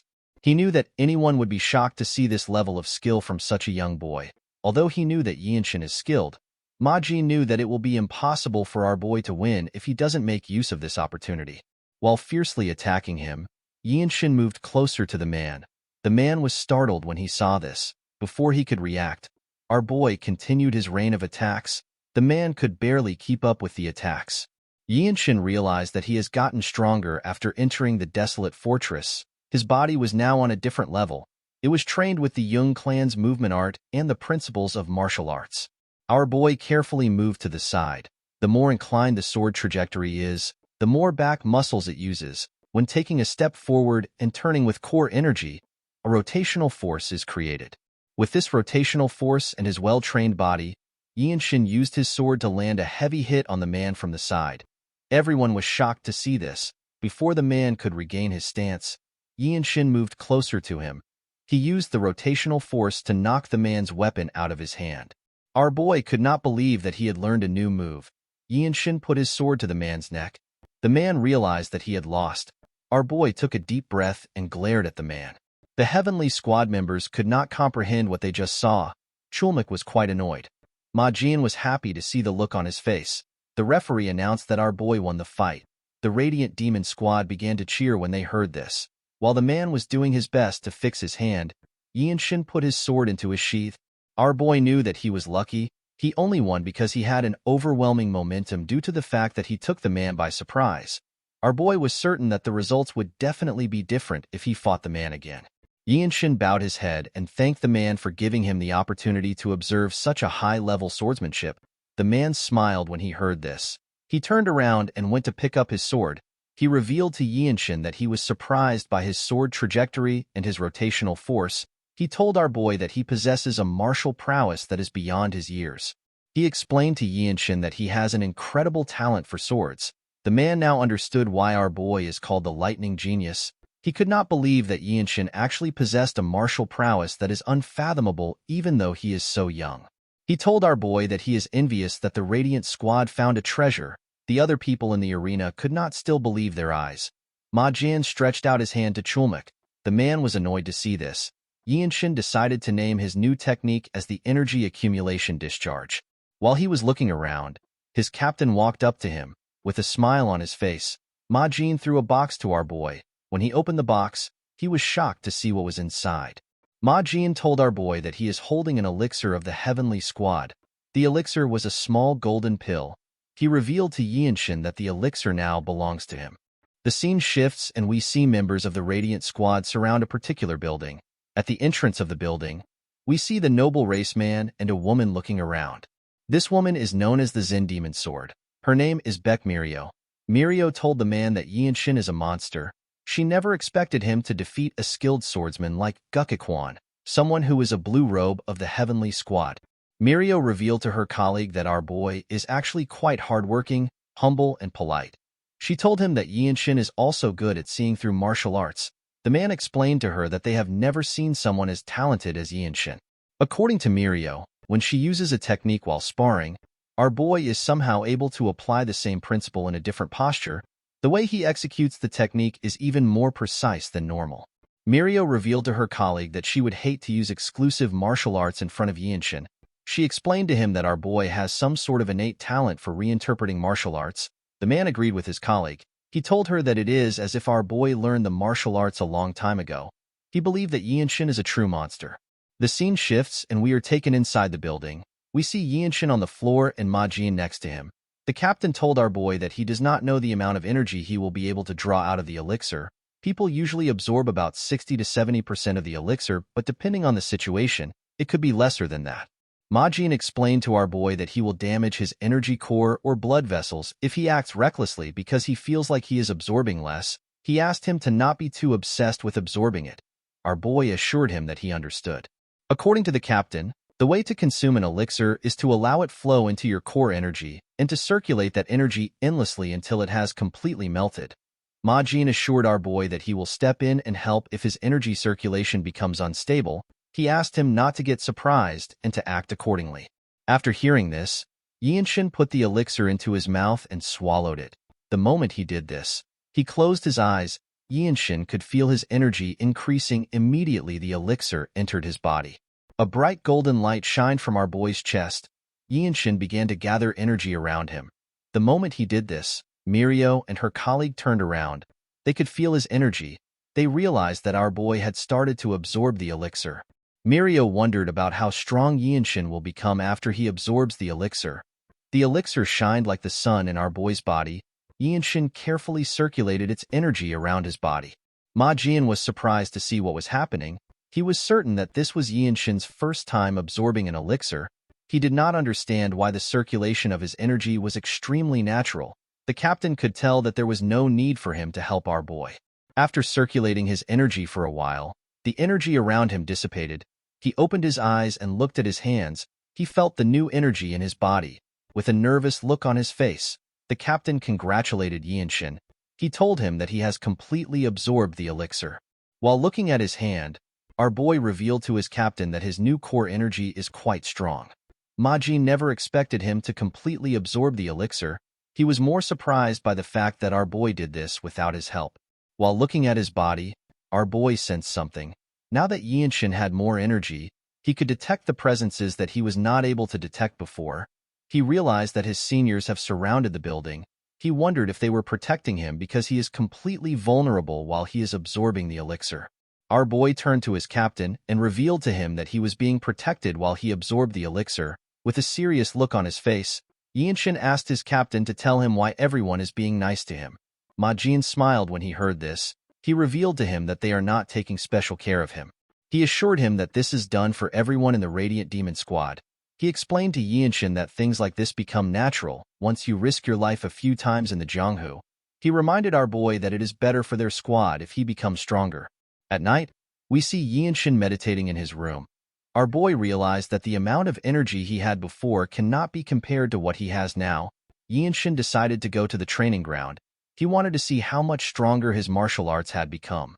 While he was walking to the training ground, the Zen sword demon called out to him. Our boy was surprised to see the woman. Mirio asked him if he came out because he could not wait to test himself. Yinshin told her that he did. The Zen sword demon revealed to our boy that she realized something after seeing his fight. Yinshin was surprised to hear this. He congratulated her for learning something. The woman told him that she only learned a small move. She apologized for interrupting his plan to train. She asked him if he would like to spar with her. Yinshin bowed his head and told Mirio that he can always train alone anytime. He told her that it is a rare opportunity for him to be able to spar with the Zen Sword Demon's palm strike technique. The woman put her hand together and asked Yinshin to simply call her Mirio. After greeting each other, the two put some gap between themselves. Yinshin pulled out his sword and said that he will be making the first move. With a smile on her face, Mirio took a stance. Our boy quickly rushed to attack her. He tried to pierce her with his sword. Mirio dodged the attack and grabbed Yinshin's hand. She covered her hand with her energy and used it to hit our boy in his stomach. The attack pushed Yinshin back. Before he could regain his balance, Mirio moved close to him. She covered her other hand with her energy. Upon seeing this, Yinshin also did the same. When Mirio attacked him, he used his hand to block the attack. Unfortunately for our boy, he was not strong enough to completely block the attack. He got pushed back. Mirio told Yinshin that he is quite scary. While looking at his hand, our boy asked his senior if she trained to use the one-inch strike. The woman told him that she did. According to Mirio, a swordsman that has learnt the Radiant Demon art can't only use a sword. The one-inch strike is very useful in close combat. In order to deal with the energies mixed in the body, a person needs to first destroy the enhanced protection energy with the one-inch strike. The Zen Sword Demon explained to Yinshin that after using core energy in the burst discharge to increase tension, the one-inch strike becomes really efficient. Our boy glared at his senior when he heard this. He asked her if he is allowed to say something. Mirio asked him to speak freely. He revealed to her that he has been more sensitive to detecting energy ever since he was young. He told Mirio that the way she used her core energy attracted his attention. The woman was surprised to hear this. She asked Yinshin if he was really able to see the movement of her core energy. Yinshin told his senior that he can't see her core energy. Mirio asked him to tell her how he was able to know the movement of her core energy. He explained to her that he was simply able to see the flow of the burst discharge and the waves of core energy that were generated outside. Mirio found this hard to believe. She explained to our boy that even purple robe martial masters do not have energy detection skills that is on this level. In the Desolate Fortress, there are white, blue, black, and purple robes. Purple robe martial masters are at the top of the hierarchy. The Zen Sword Demon realized that she was talking to a genius. She decided to take Yinshin's advice. Our boy revealed to her that her palm strike is more suited for puncturing technique rather than the one-inch strike. While remembering the fight, Yinshin told her that the technique may seem more suited for the one-inch strike. He told Mirio that her technique will be more powerful if she was to use it with the puncturing technique. Mirio seemed to be offended when she heard this. She asked him if she looks like an idiot that can't use something as simple as a puncturing technique. She asked him if he believes that this was the reason why she did not use the technique. Yinshin realized that she was angry. He apologized to her for saying something that upset her. To his surprise, the Zen Sword Demon turned around and apologized to him. She also thanked him. Yinshin watched her as she left the training ground. The scene shifts and we see Mirio in her captain's office. She revealed to him that Yinshin has figured out her martial arts. She asked him if he has ever told our boy about the origin of her martial arts. Majin asked the woman to stop spouting nonsense. He told her that he can never share something so important. The Zen Sword Demon was surprised to hear this. She wondered about how Yinshin understood her martial arts. Majin asked his subordinate if our boy figured out that she tweaked the Heavenly Demon Sacred Art, which is a lost martial arts. Mirio told him that Yinshin probably found out about it. Majin smiled when he heard this. He stood up and told his subordinate that Yinshin is special. He assured her that it would be hard to find anyone like him in the Jianghu. He explained to her that people like our boy occasionally appear in the world. They become pinnacle martial masters who are considered the strongest in the world alongside the noble race and the iron race. Mirio asked her captain if Yinshin is truly so special. The man assured her that he is. He told her that our boy is the future of the Desolate Fortress. Majin advised his subordinate to not underestimate his advice and to not think about it as trivial. The Zen Sword Demon asked her captain if he is telling her to discuss the Heavenly Demon Sacred Arts with our boy. Majin explained to her that there are limits to learning the martial arts alone. He told her that he does not have enough time to help her. He assured her that the best thing to do right now would be to seek Yinshin's help. He revealed to her that our boy possesses the qualities of a martial arts founder who can adapt any martial art to one's body. Mirio was shocked to hear this. Majin asked her to not be bothered by this. He took out a scroll and revealed to her that a small mission just came in. Majin ordered Mirio to team up with Yianshin and observe how he overcomes life and death situations. He asked her to see if Yianshin is truly special. The man assured her that our boy will become the next captain of the Radiant Demon Squad within the next 5 years. In the next scene, we see Miyoung, Mirio, Yianshin, and Wonchang riding their horses. On their way to their destination, the Zen Sword Demon recalled that her captain asked her to check if Yianshin is someone worthy enough to become her superior. The scene shifts, and we see the group arrive at the stage station of the Jinping County. When he came down from his horse, Wonchang complained about riding for 10 days straight. While looking at his teammates, our boy remembered what their captain told them. According to Majin, people who bring offerings to the Blood Flame cult have settled down in a village and would routinely slaughter livestock while ruining crops. The village is located in Jinping County in the south of Shaanxi. Usually, the Jinping branch would be able to deal with the issue. However, there has been an incident where the elixir of the Mount Hua sect has been stolen. Wonchang was surprised to hear this. He asked his captain if the elixir is the plum blossom pill that is on par with the Shaolin Temple's Great Revitalization pill. Majin told him that he thinks so. He revealed to him that the situation has escalated and now involves the whole Shaanxi. He explained to the team that the branch does not have spare manpower, so they asked the main branch for help. He told the group that he wants them to deal with the issue. Immediately he remembered what his captain said. Our boy thought about the Blood Flame cult. While he was thinking, someone asked them about why they are just arriving when they requested help so long ago. The person turns out to be some fat noble. The man said that he was going to act respectful to them because they are the sword of the empire. He asked them about why they were so slow. The man seemed to be disappointed that the desolate fortress sent a group of young people. He asked them if they can even deal with the enemy. Yianshin ignored the man and asked his seniors to tell him what he is looking at. The man was annoyed to hear this. Miyoung explained to him that there are always ignorant officials in most places. The elf told him that he has visited many counties, and he has seen many officials who have never even seen a true martial artist before. He said that such people think that the desolate fortress is their broom. The official became enraged when he heard this. He could not believe that Miyoung dared to speak to him so rudely. Yianshin asked Miyoung if he can block the official's mute acupoint. The elf asked him to go ahead. He did not want to waste his time there. The man wanted to start yelling, but our boy blocked his acupoint. The man began to sweat. He noticed that he could not speak. Yianshin told him that they do not take orders from him. While the official was struggling to speak, Yianshin and the rest of the group walked forward. While walking, Wonchang asked his friend if he also learned how to block acupoints. Yianshin told him that he did. Wonchang told our boy that he has realized that it is not respectful to call him by his name. Wonchang told his friend that he will call him Warrior Young. Yianshin referred to him as the Desolate Fortress Sacred Warrior and asked him to do as he pleases. Wonchang was quite proud of his new nickname. While they were talking, Miyoung placed his hand on our boy's shoulder. He reminded our boy that the Murim and the government doesn't interfere with each other. However, when it comes to the government, the Desolate Fortress gets more freedom than most martial artists because the imperial family allows it. The elf told him that it is fine if they want to mess with idiots who think they have them on a leash. Mirio moved close to them and warned Yianshin to never overdo it. Although she said this, she still commended him on his actions. While they were talking, Wonchang noticed something odd about a village far from them. He told his teammates that something is wrong there. When the group carefully looked at the village, they saw a man with red hair holding a child in one hand and a blood-stained sword in another hand. The villagers seemed to be trying to stop the man. The man raised the child and asked him to be quiet. Yianshin immediately realized that he was looking at a blood flame cultist. He quickly began to run towards the village. Before he could get far, Miyoung ran past him. Our boy was surprised to see how fast his senior was.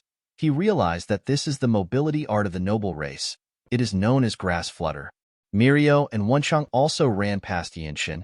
He was annoyed to see this. He wasn't able to train much in mobility arts. The lack of a proper mobility arts experience from the young manor is giving him a huge disadvantage. With a smile on his face, the cultist used his sword to cut one of the villagers. The man fell to the ground. Another villager quickly rushed to check on him. Other villagers asked him to hand over the child. The man noticed that the child was crying. He asked him to shut up. He wondered if the child was full of life energy because he is young. While the man was yelling at the child, he heard something behind him. When he turned around, he saw Miyoung rushing to attack him. The cultist managed to block the elf's attack. He quickly took a defensive position. The moment he took a stance, he noticed that the child was no longer with him. It turns out that Myung took the child when he attacked him. The man took a look at the symbol on Myung's clothes. He realized that he was from the desolate fortress. He was quite shocked to see that he was a blue-robe martial master. When the cultist turned to the side, he saw Mirio. He could not believe that there were two blue-robe martial masters next to him. The man grit his teeth out of anger. He began to release a large amount of energy. Myung and Mirio immediately took a stance. To their surprise, the man jumped away after gathering his energy. The two of them did not understand what was happening. They assumed that the cultist was going to fight them. Due to how fast he was, Mirio was able to deduce that he sacrifices his own lifespan in exchange for speed. She said that the blood flame cultists are the worst. When she turned to the side, she noticed that her juniors were just arriving. The scene shifts and we are taken to an inn. Mirio told Wonchang that his overall martial arts is alright for a white robe, but his stamina is lacking. She asked him to train to improve his stamina from now on. He bowed his head and said that he will do his best. The woman turned to Yinshin and told him that his basics are surprisingly well trained. She said that it is rare to find someone like him even amongst the 9 great sects and the 8 great clans. She revealed to him that she was able to notice this when she saw him running without any techniques. The Zen Sword Demon told our boy that there is probably no one in the Radiant Demon Squad that holds a candle to him when it comes to physical abilities. She pointed at Myung and said that someone like him could never be his match in terms of physical abilities. Myung laughed when he heard this. He told Yinshin that it is actually true. He asked him not to be disappointed about not knowing any mobility arts. He took a look at our boy. He noticed that he was a bit sad. The elf stood up and asked him if he wants to learn mobility arts from him. Yinshin was shocked to hear this. He asked him if he is certain.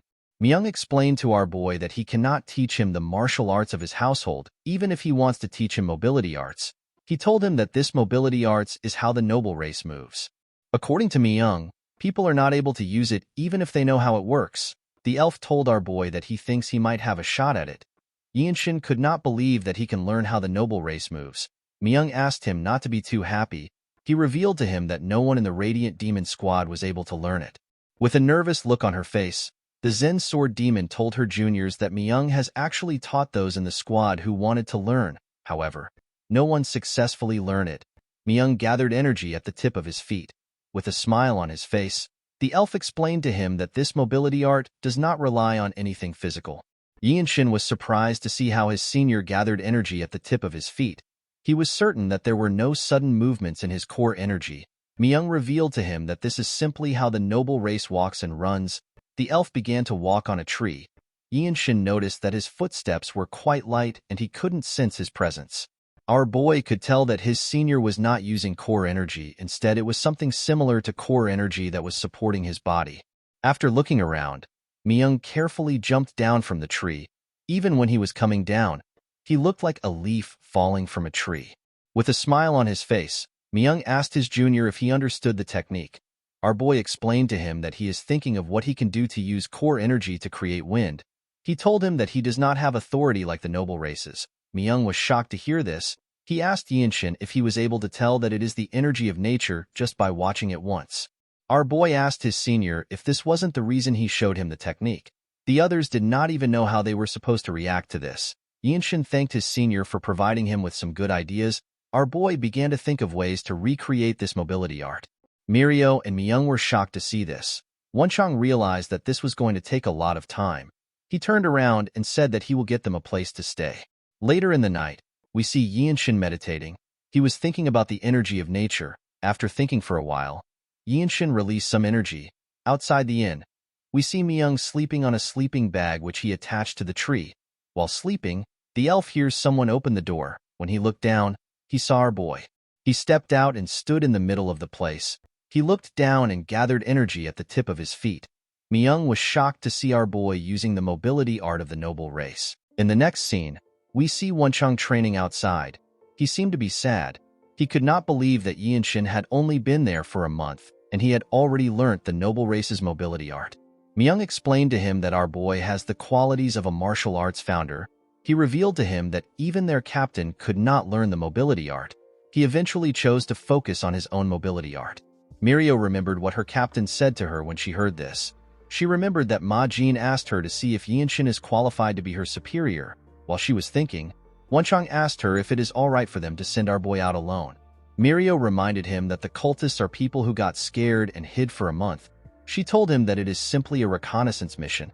She believed that Yinshin is enough for the mission. The scene shifts and we are taken to the mountains. We see Yinshin running with his mobility art. He noticed that his body was much lighter. The proportion of speed and the amount of effort he is using cannot be compared to what it was previously. His body felt amazing. While searching the mountains, our boy finds a cabin. After discovering the hideout of the cultists, Yinshin decided to return back to the inn in order to inform the others. Before he could leave, he saw something horrifying. He saw a cultist drinking a child's blood. The man was sucking the boy's blood through his neck. Our boy became extremely mad when he saw this. He watched the man sink his teeth into the child's skin. While he was drinking the boy's blood, the cultist noticed something odd. He saw someone standing in front of him. The person turns out to be our boy. The man placed the child down and grabbed his sword. He asked Yinshin for his identity. He quickly realized that our boy was from the desolate fortress because of his outfit. He smiled when he realized this. He grabbed his sword hilt and asked our boy if he is alone. Yinshin did not respond to him. The man assumed that he was correct. He called our boy a fool. He could not believe that he came alone even though he is a white robe. He asked Yinshin to blame his own bad luck. The moment he said this, our boy beheaded him at a frightening speed. The man did not even know when his head got cut off. It flew up and fell to the ground. After taking care of the man, Yinshin turned to the child on the ground. He remembered how his own family was slaughtered. He covered his sword with his energy. He decided to get rid of all the cultists. He asked the child to wait for a little while. He promised to bury him once everything is over. Immediately he said this, he took a stance. He used the radiant demon art to find the weak parts of the building. The moment he found it, he used another technique of the radiant demon art called swift sword style. His attack tore the cabin apart. The cultists inside were shocked to see what was happening. Some of them got torn apart by the strike. While the last cultist was trying to understand what was happening, Yinshin rushed to attack him. He stabbed him in the chest. He pinned the man to the ground. Yinshin reminded the cultists that their cult believes that the weak are prey to the strong.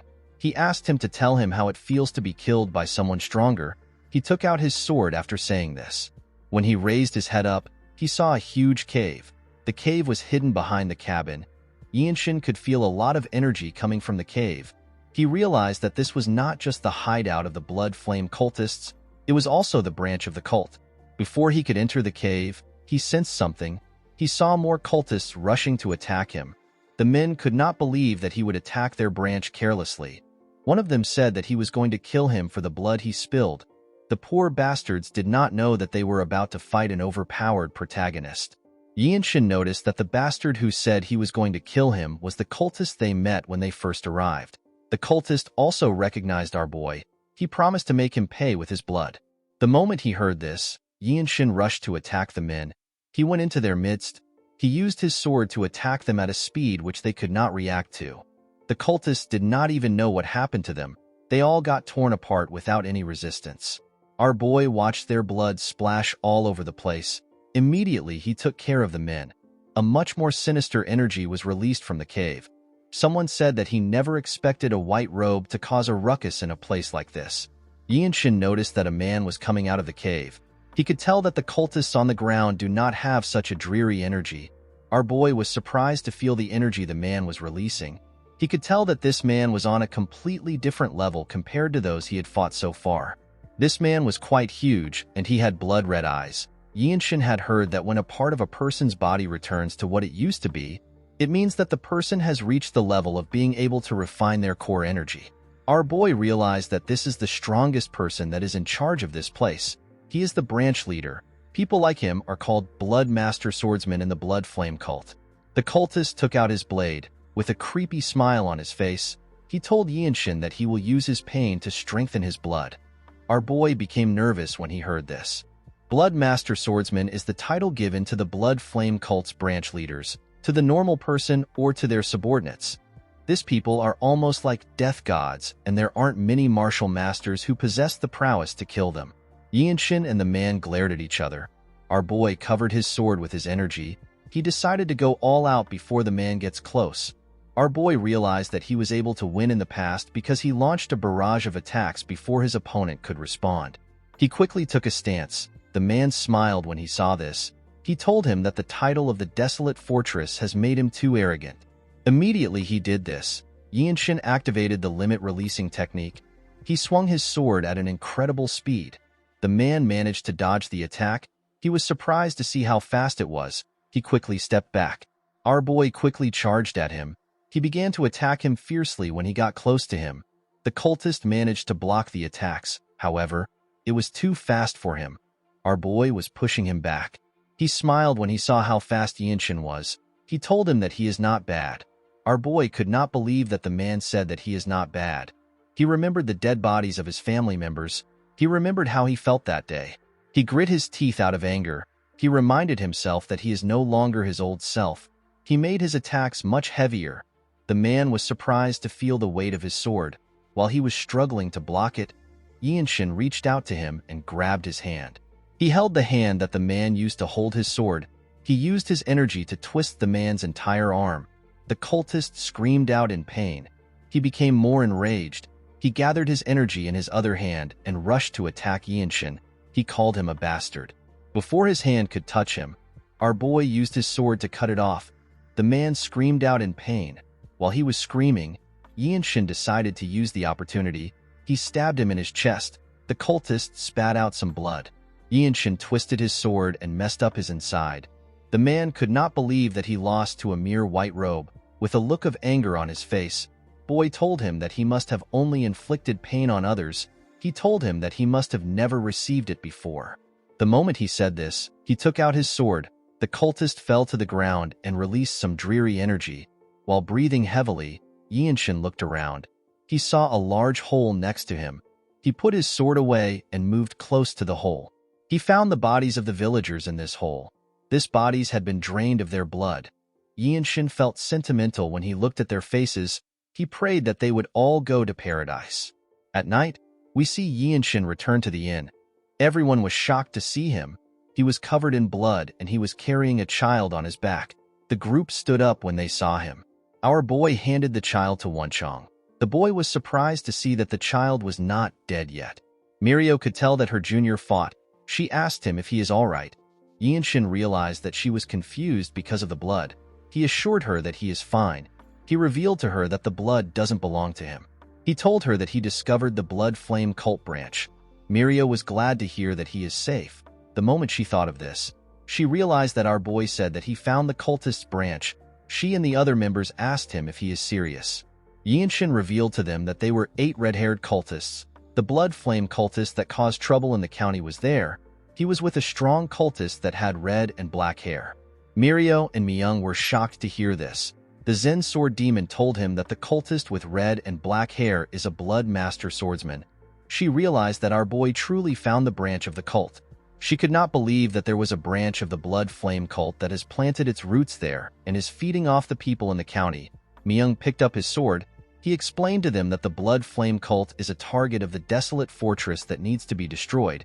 He told his teammates that they will need to raid the branch. The elf commended Yinshin on his accomplishments. He asked him to get some rest. Mirio tapped his shoulder and told him that she will follow Myung to clean up the branch. Our boy explained to them that they do not need to go anywhere. He told them that they simply need to get the government troops to do the rest. He said that the troops need to help the victims. Mirio and Myung were surprised to hear this. Wonchong could not understand why they would need the government troops. Mirio turned around and asked Yinshin if he defeated all the cultists and the blood master swordsman. Our boy told them that he killed them all. The group could not believe what they were hearing. Myung asked him if he really destroyed a branch of the blood flame cult on his own. Yinshin told him that the mobility art he taught him really helped a lot. The seniors did not know how to react to this. The Zen sword demon revealed to him that the blood master swordsmen have strange regeneration abilities. She asked him if the fight was dangerous. Yinshin was surprised to hear about regeneration abilities. He did not experience anything like that. According to Mirio, there were some martial artists who drove them to the brink of death. However, they got stabbed in the back and died because they did not know about the blood master swordsman ability to regenerate. Yinshin picked up something and placed it on the table. The thing turns out to be the head of the blood master swordsman. Everyone was shocked to see the head. Our boy realized that things would have been bad if he did not cut off the cultist's head. With a smile on his face, Myung said that the fight is over even if the cultist has regenerative abilities. In the next scene, we are taken to the desolate fortress. We see Myung and Mirio reporting about the mission to their captain. Ma Jian never expected that a blood master swordsman would be involved in such a simple mission. He realized that the mission was not completely bad because it allowed them to see what the white robes are capable of. He asked the two to tell him how Yinshin behaved when he was faced with a life and death situation. Although she was not there, the Zen sword demon did not believe that our boy was in a life and death situation. Myung asked his captain about what he means. Ma Jin explained to them that the place must have been a branch of the Blood Flame cult if a Blood Master swordsman was there. He told them that the branch must have been a dangerous place for the white robes. He asked the two of them if they destroyed the branch in order to protect their juniors. Mirio revealed to her captain that they did not actually see anything by themselves. She explained to him that Yinshin went on a reconnaissance mission alone and annihilated the entire branch on his own. Ma Jin was shocked to hear this. With a nervous look on his face, he asked her if Yinshin went to the branch alone and killed all the Blood Flame cult members, including the Blood Master swordsman. Myung told him that he did. Ma Jin became more nervous. This result was much different from what he expected. The scene shifts and we are taken to our boy's room. We see him looking at the city from his window. Wonchong was happy to be back inside his room. He never knew that he had grown attached to the place. He turned to Yinshin and asked him if he noticed that the atmosphere was a little electric when they returned. Our boy realized that he was right. He told his friend that the people were having a festival. Wonchong told him that he is wrong. He revealed to him that the city is a little rowdy because the former Divine Sword Squad captain has returned. He said that the man has returned to fight for the position of Elder Council Leader. Yinshin was surprised to hear this. According to Wonchong, the former Divine Sword Squad captain brought a boy back with him. The boy is said to be the adopted son of the famed Desolate Ma clan. He is rumored to be extremely talented. Our boy clenched his fist out of anger when he heard this. He remembered that the Desolate Ma clan is his mother's clan. The clan never came to Xingye County before. Not even when his mother got married, even after she gave birth to him. They did not reach out once. Yinshin smiled when he thought of this. He realized that this kind of story is something a person would hear in the villages. It was as if the clan cut off all ties with their daughter who married into a household that would make them seem like they were of a lower class. The next day, we see Yinshin in his captain's office. He asked the man if he called for him. Ma Jin stared at our boy. He noticed that his energy was different. He found it amazing that his energy had changed again. He could tell that Yinshin did not annihilate an entire branch of the Blood Flame cult by luck. Our boy did not understand why his captain was just staring at him. Ma Jin stood up. He revealed to him that the fortress master wants to see the two of them. Our boy was surprised to hear that she wanted to see him. He quickly followed his captain. He asked him if there has been any instances where she would ask to meet white robe warriors after their enlistment meeting. Ma Jin told him that it has never happened before. Yinshin did not know how to react to this. When they stepped outside, we see several blue robe warriors greeting Ma Jin. The blue robes noticed that the lightning genius was with Ma Jin. They had heard about how he killed a blood master swordsman. They could not believe that such a young boy would be so skilled. As they walked forward, Ma Jin told Yinshin that it is natural for others to be paying attention to him. He explained to him that he is now considered a martial master in the desolate fortress because he is able to destroy a blood flame cult branch by himself. Our boy accepted his captain's explanation. Although the blue robes were impressed with his achievement, Yinshin did not think much of it. His concept of time was much different from theirs. He does not have the luxury of time. If he wants to live, he must become as strong as a divine sword captain before he turns 20. He needs to advance from white to blue and surpass black robes like his captain to become someone capable of leading 17 squads like the Radiant Demon Squad as a purple robe divine squad sword captain. The scene shifts and we see Yinshin and Ma Jin arrive at the door of the fortress master. Before his captain knocked on the door, our boy hears the fortress master tell someone that she heard he has a grandchild. The person said that the blood of a lowly place cannot flow far. Ma Jin knocked the door when he heard this. The person said that he will be glad if his grandchild doesn't bring shame to the Ma clan. Yinshin was surprised to hear this. The person said that the child next to him is his successor. Although the boy was not from the main family, he was still exceptionally talented. Immediately the man said this. Yinshin and his captain stepped in. They saw the fortress master, an old man and a young boy. Yinshin noticed that the fortress master was staring at him. Ma Jin put his hand together. Our boy was surprised to see this. He remembered that he was supposed to greet the fortress master. He quickly joined his captain in greeting the fortress master. Our boy realized that this man was the former Divine Sword Squad captain. He is a purple-robe martial master that is stronger than Ma Jin. The old man turned to him and asked him if he is the lightning genius from the Radiant Demon Squad. He introduced himself as Ma Yanjiak. He said that he used to lead the Divine Sword Squad. He explained to our boy that he told the fortress master that his grandson wants to see a martial master that is his peer. Yanjiak told our boy that it is nice to meet him. Upon hearing this, Yinshin realized that this man doesn't know who he is. He carefully looked at the fortress master. Yanjiak told Yinshin that he heard about him recently. He noticed the energy which he was exuding. He told our boy that the rumors don't do him any justice. He did not expect Yinshin to be so accomplished. He found it hard to believe that he had attained so much at such a young age. Our boy put his hands together and greeted his grandfather. He introduced himself as young Yinshin of the Radiant Demon Squad. Yanjiak was surprised to hear our boy call him grandfather. Ma Jin and the young man were also surprised. The fortress master actually smiled. She seemed to be enjoying the show. Yanjiak asked him about what he is talking about. The moment he said this, he realized that our boy said that his surname is Young. He could not believe that he was looking at his grandson. He wanted to ask him again to confirm. Yinshin simply greeted him again. Ma Jin was more shocked than anyone. He asked our boy if he is truly his sister's son. Yinshin did not know what he was talking about. He could not believe that his captain is his mother's brother and his uncle. He apologized to Ma Jin for not greeting him as his nephew. He explained to him that he is not very sure about the clan relations on his mother's side. He revealed to him that even the people in his father's clan which has been destroyed have pretty much given up on him. Ma Jin and Yanjiak were shocked to hear that the young manor has been destroyed. Yanjiak asked him if he is certain about what he is saying.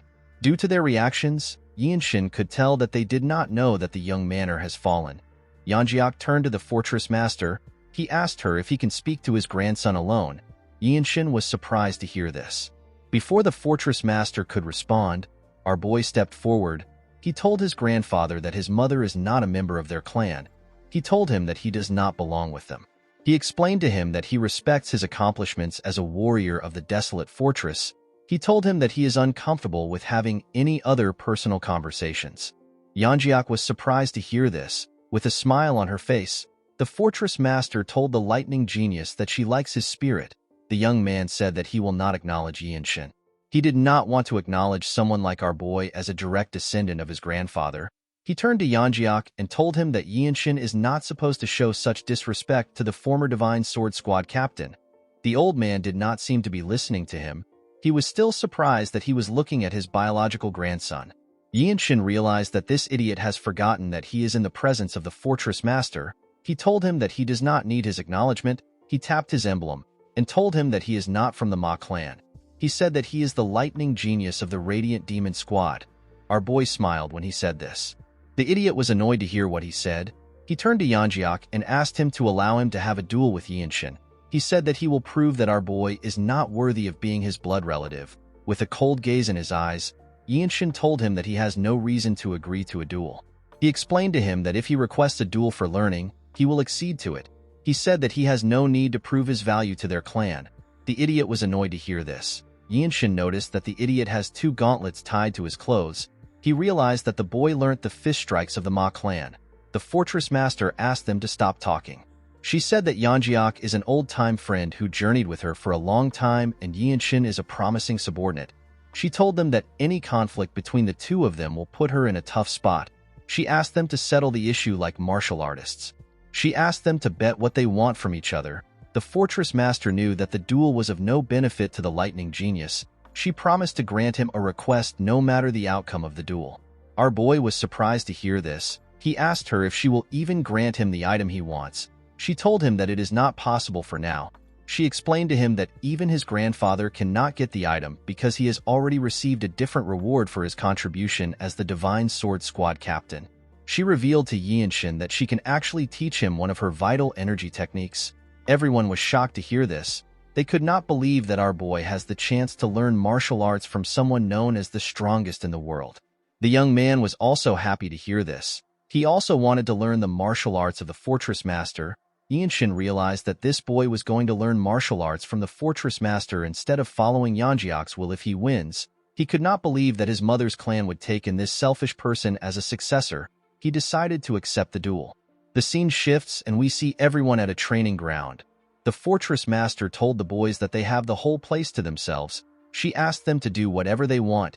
Yinshin noticed that the boy wore his gauntlets. He smiled as he cracked his knuckles. Our boy ignored him and turned to the side. He saw his grandfather and his uncle. He told himself that the Radiant Demon Squad is good enough for him right now. He said that he does not need the Ma clan. He took a stance and stretched out his hand. He asked the boy to bring it on. The boy was annoyed to hear this. He called Yinshin a bastard. He quickly rushed to attack him. Our boy managed to block his attack by gently moving his hand. The boy's punch created a lot of pressure when he passed him. He turned around and smiled at Yinshin. Due to the fact that the boy had more energy than him, our boy was able to deduce that he has consumed a lot of elixir. With a smile on his face, the boy clenched his fist and gathered his energy. Yinshin quickly activated the limit-releasing technique. The young man began to attack him more aggressively.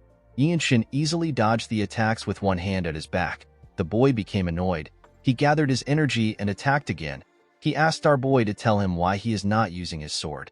Yinshin pushed his hand away. He told him that he is not using his sword because his fist strike techniques are good. The boy became more angry when he heard this. He gathered his energy in his legs. He managed to crush the ground with his energy. He charged at our boy with his hand covered with his energy. Yinshin was not surprised to see the boy close to him. He used his hand to block the attack. The attack only pushed him back slightly. He gently landed on the ground. The young man was shocked to see that his attack did not connect. Yeonjiak was also shocked to see how skilled his grandson was. Ma Jin was not surprised at all. The fortress master smiled when she saw how the fight was going. Yinshin smiled when he landed. He told the boy that he has thought of a strong fist strike technique. He took a stance and said that the fight will come to an end by the count of 10. The boy was annoyed to hear this. Yeonjiak understood that his grandson was talented, but he did not expect him to try to end the fight in 10 moves. Ma Jin explained to his father that he has misunderstood our boy. He told him that Yinshin means that he will create a new martial arts in 10 seconds. Yinshin noticed something odd about the boy. He gathered more energy. He told him that he will do his best in those 10 moves. The boy took a different stance. He said that the technique is known as the fusion fist strike. Yinshin was relieved to see this. Instead of getting riled up by what he said, the boy actually calmed himself. From the waves of the core energy he was feeling, our boy could tell that his grandfather, who is respected by the world, did not teach the young man in a slidshod manner. Yinshin asked the boy to use whatever strike he wants. He told him that he is also allowed to use a palm strike if he wishes. He asked him to simply do his best. He told him that he will be able to show him plenty things regardless of the strike he uses. The boy became angrier. He charged at Yinshin. The moment our boy saw his fist coming closer, he clenched his own fist. He and the boy attacked each other with their fists. Yinshin used a technique known as the energy accumulation discharge. His fist pushed the boy back. The young man was shocked to feel Yinshin's strength. Our boy did not stop. He charged at the boy. Ma Jin noticed something odd about Yinshin. He noticed that our boy accumulated more energy after the first attack. He was expected to have lost a little since he discharged his energy. When Yinshin got close to the boy, he attacked him with his hand, which was covered in his energy. The attack was known as the accumulated energy second strike. The young man put his hand together to block the attack. Unfortunately for him, Yinshin's fist broke through his defense. Ma Jin realized that our boy got an inspiration for this attack from the fusion fist strike. The young man could not believe that he was pushed back. He could not believe that Yinshin was actually getting stronger. He grit his teeth out of anger. He turned to his master to see the look on his face. Yeonjiak was not impressed or disappointed. The young man gathered more energy in his fist. Yinshin told him that he is doing well. He asked him to show him more. He told him that he can do anything he wants. The boy was annoyed to see that our boy was treating the duel as a lesson. He told him that he is too arrogant. He charged at him with a palm technique that was quite fast. Yinshin used the accumulated energy third strike. The attack pushed the boy's palm away. Before he could fall to the ground, Yinshin grabbed his clothes. The boy was shocked to see this. Our boy gathered his energy in his palm. He found palm strikes to be interesting. The young man could not believe that Yinshin was about to use a palm strike. Our boy pulled him closer and used the accumulated energy fourth strike. The attack sent the young man flying. Ma Jin and his father were surprised to see that our boy used a palm strike. The fortress master gently smiled. The boy fell to his knees and touched his chest. He coughed out in pain. Yinshin simply glared at him with a cold gaze in his eyes. The young man became scared when he understood how powerful our boy is. Ma Jin and Yanjiak realized that our boy created a fist art that gets stronger the longer the fight lasts. They could not believe that Yinshin actually created a martial art like this in such a short time. Our boy gently circulated his energy around his body. He looked at his hands. He did not expect to create a martial art that can be called a famed ultimate technique. The fortress master told him that the fight was really good. She did not think that she would witness someone creating a martial art. Yinshin said that he is embarrassed. He asked her if he did not waste her time. The fortress master told him that he is being too humble. She asked him if he has decided on a name for his new technique. Yinshin revealed to her that the new martial art will be called the Infinite Blossom Fist Strike. The fortress master smiled when she heard the name. She realized that our boy was trying to say that the martial arts is a fist strike that blooms endlessly. She told him that it is a perfect name. Ma Jin congratulated his subordinate on his achievement. He told him that he created an incredible martial art. Yinshin looked at his hands and said that he only managed to work out the framework. He said that he is still not satisfied with the moves in it. He revealed to his captain that when he uses palm strikes, he is completely relying on the radiant demon arts. Ma Jin smiled when he heard this. He assured Yinshin that there won't be many white robes who can handle his new technique. He told him that he always tries to not be surprised. However, he is always shocked when it comes to him because he is growing stronger at such a rapid pace. Yinshin was aware of the time he had left to live. He told his captain that he is not growing at the best pace. Yanjiak moved closer to our boy. He asked him to tell him what he needs to do to gain his forgiveness. Ma Jin and the adopted grandson were shocked to hear this. Purple-robe martial masters of the desolate fortress are extremely powerful. They are said to be gods who can take away the life of anyone their energy can detect. Yinshin could not believe that someone this powerful was lowering himself to him. He glared at his grandfather. He told him that he is uncomfortable with what he said. He explained to Yanjiak that they cannot turn back time. He said that members of his mother's clan are no different from strangers to him. He told him that he is now part of the Radiant Demon Squad family. Yanjiak told his grandson that they can start building a relationship now. Our boy told him that he does not have enough time to build up his martial art. The old man was surprised to hear his grandson's excuse. Yinshin explained to him that he won against his adopted grandson in the duel that he requested on impulse. He asked Yanjiak to respect this as a martial artist. The fortress master interrupted them. She told Yanjiak that it is time to give Yinshin his reward since he won. She told our boy that she will teach him a martial arts of his choice anytime he is ready. She told him that he is allowed to make one request from the Ma clan. Yinshin told the fortress master that he will inform the Ma clan about his request through his captain. Ma Jin was shocked to hear this. He could not believe our boy wanted to use him as a messenger. On their way back to the office, Ma Jin called out to Yinshin. He revealed to him that he has a mission that will be of help to him. Yinshin wondered about what his captain was talking about. The scene shifts and we are taken to Xian. We see several people walking on the street. Ma Jin and his squad members were also on the street. Oddly enough, they all wore normal clothes instead of their uniform. Wencheng, Miyang, and Mirio were the ones in the team. While walking with his teammates, Yinshin thinks about what his captain told him. The scene shifts and we are taken to the past. Ma Jin mentioned something about the plum blossom pill. According to him, the pill is an elixir of the Manhwa sect that's considered a treasure in the Murim. The Manhwa sect has lost this pill, so numerous sects and martial artists have started looking for this pill. Yinshin asked his captain if they are all scrambling for the elixir. Ma Jin said that they are. He revealed to our boy that they will be accompanying the Manhwa sect to search for the elixir. He said that they actually have an important reason for searching for the elixir with them. He told Yinshin that they are doing it to reduce the number of casualties during the search. Our boy realized that he will be able to use his sword and experience a real fight in this big conflict. Ma Jin told him that he is correct. He assured him that the mission is going to be helpful to him. He explained to our boy that it will be a good opportunity for him to face off against all sorts of famed martial artists. He told him that the amount of things he would learn and grow by fighting will be incomparable to when he trains alone. The scene shifts and we are taken back to the present. Wencheng said that he feels bad. He could not believe that they can't wear their uniform because they cannot reveal that the desolate fortress is helping the Manhwa sect. Ma Jin smiled when he saw the look on the man's face. When they arrived at the entrance of the building, a man and his group stepped out. The men seemed to be leaving. The man seemed to recognize Ma Jin. He realized that this were the martial masters from the desolate fortress. He told them that they have been waiting for them. Wenchang and Yianshin noticed the plum blossom emblem on the man's clothes. They realized that they were looking at the Mount Hua sect members. The man greeted Ma Jin. The captain put his hand together and greeted the man known as Sage Cheonju. Yianshin had heard of this man. Sage Cheonju is the leader of the Plum Blossom Swordsmen and one of the top martial masters. In order to match his status, a black robe like Ma Jin had to be involved in the mission. Just by looking at him, Yianshin was getting the same feeling he had when he first met his captain. Cheonju greeted the Zen Sword Demon. He referred to Myung as the Azure Demonic Swordsman. He told Ma Jin that he already knows who they are. He said that there is no need for introduction since they already fought together before. Yianshin was surprised to hear that Myung is known as the Demonic Swordsman. While he was looking at his senior, he saw a member of the Plum Blossom Swordsmen yawning. He looked like he was bored. Cheonju walked up to Yianshin and took a look at him. He said that he now understands the kind of mindset the desolate fortress has towards this issue. He told Ma Jin that he never expected him to bring his disciple.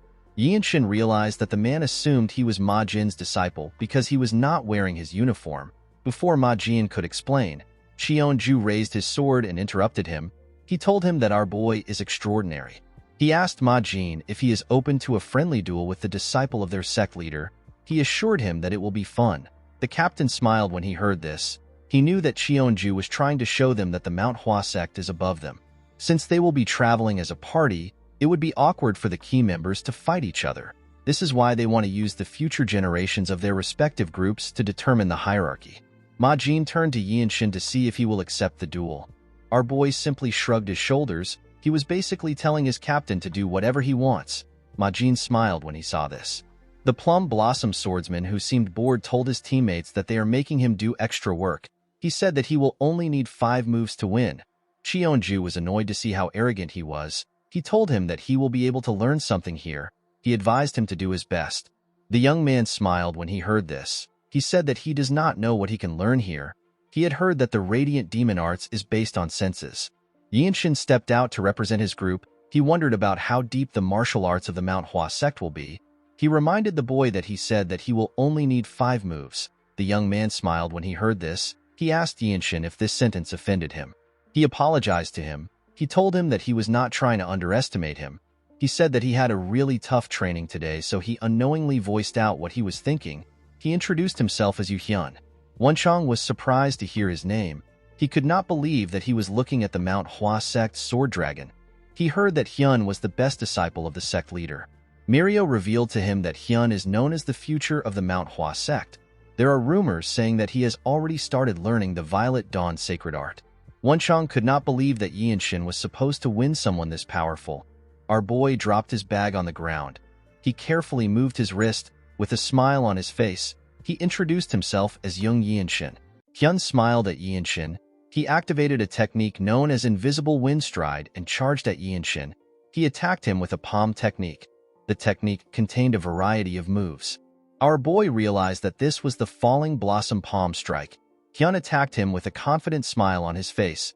Yianshin activated the first strike of the Infinite Blossom Fist. The technique is known as Vortex. He was able to disrupt Hyun's flow with his technique. Hyun had to bend his head to dodge the attack. He was shocked to see what just happened. He wondered about what created this force. Yianshin quickly charged at the boy. When he got close to him, he covered his leg with his energy. He hit the ground with a lot of strength. He attacked Hyun with his second strike. The technique is known as the Formidable Wall. The boy had issues deflecting Yianshin's attack with the Falling Blossom Palm Strike. Our boy realized that the Falling Blossom Palm Strike of the Mount Hua sect is sufficient enough to become the inspiration for the third strike of the Infinite Blossom Fist Strike. He asked Hyun to play a little longer with him. He told him that he wants to end the fight in 10 moves. Hyun was annoyed to hear this. Our boy took another step forward. He clenched his fist and gave Hyun a punch that sent him flying. Yianshin did not give the boy the time to rest. He closed the gap between himself and Hyun. He gathered a large amount of energy in his fist.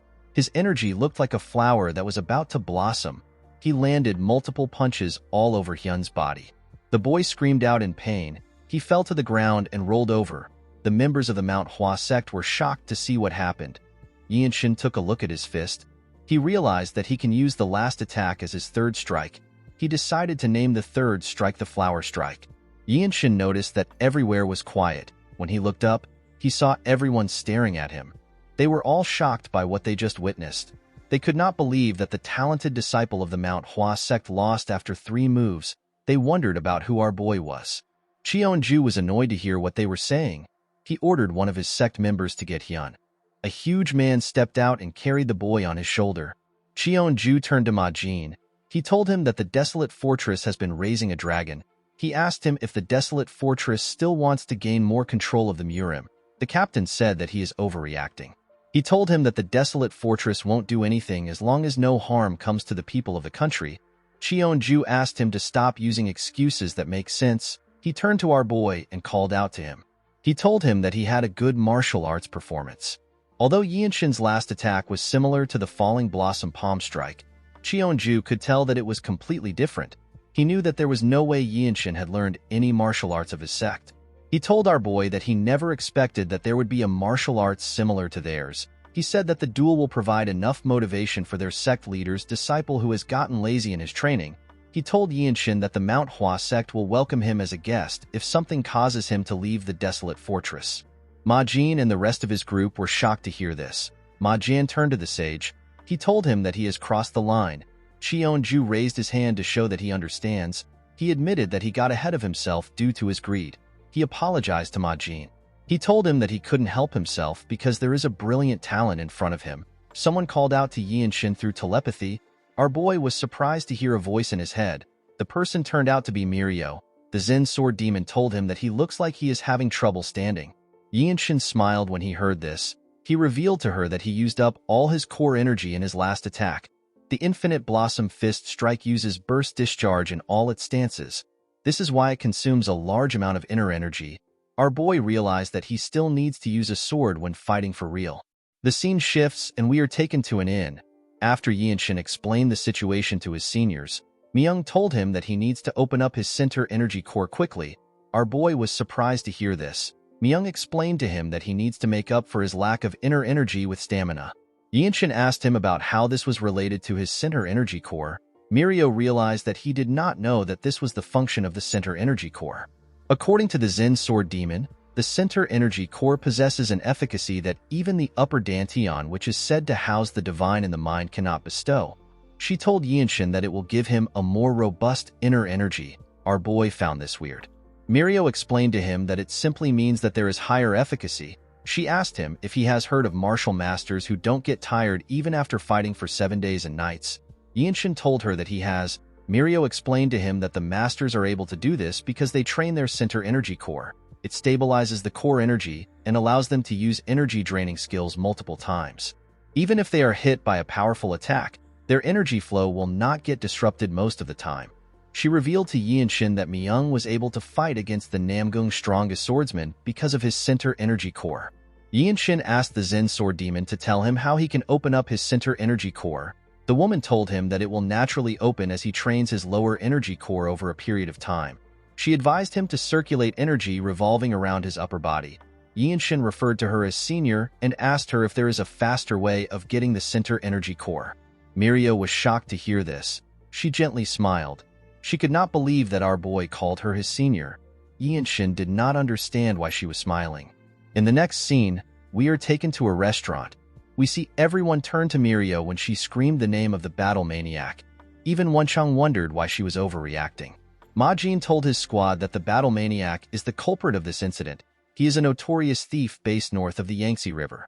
Ma Jin said that the battle maniac was also the one who stole his martial arts manual. He said that this case actually worked out great for him. Wenchang asked the Zen Sword Demon if a thief stole their martial arts manual. With a serious look on her face, Mirio said that they had a situation in the past. Ma Jin announced to his squad that they will start destroying all the unorthodox factions signboard within Shangxi with any connections to the battle maniac. Wenchang asked his captain about what the Manhwa sect will be doing while they are doing this. Ma Jin explained to him that while they draw the attention of the unorthodox factions, the Manhwa sect will secretly infiltrate them and check out their location.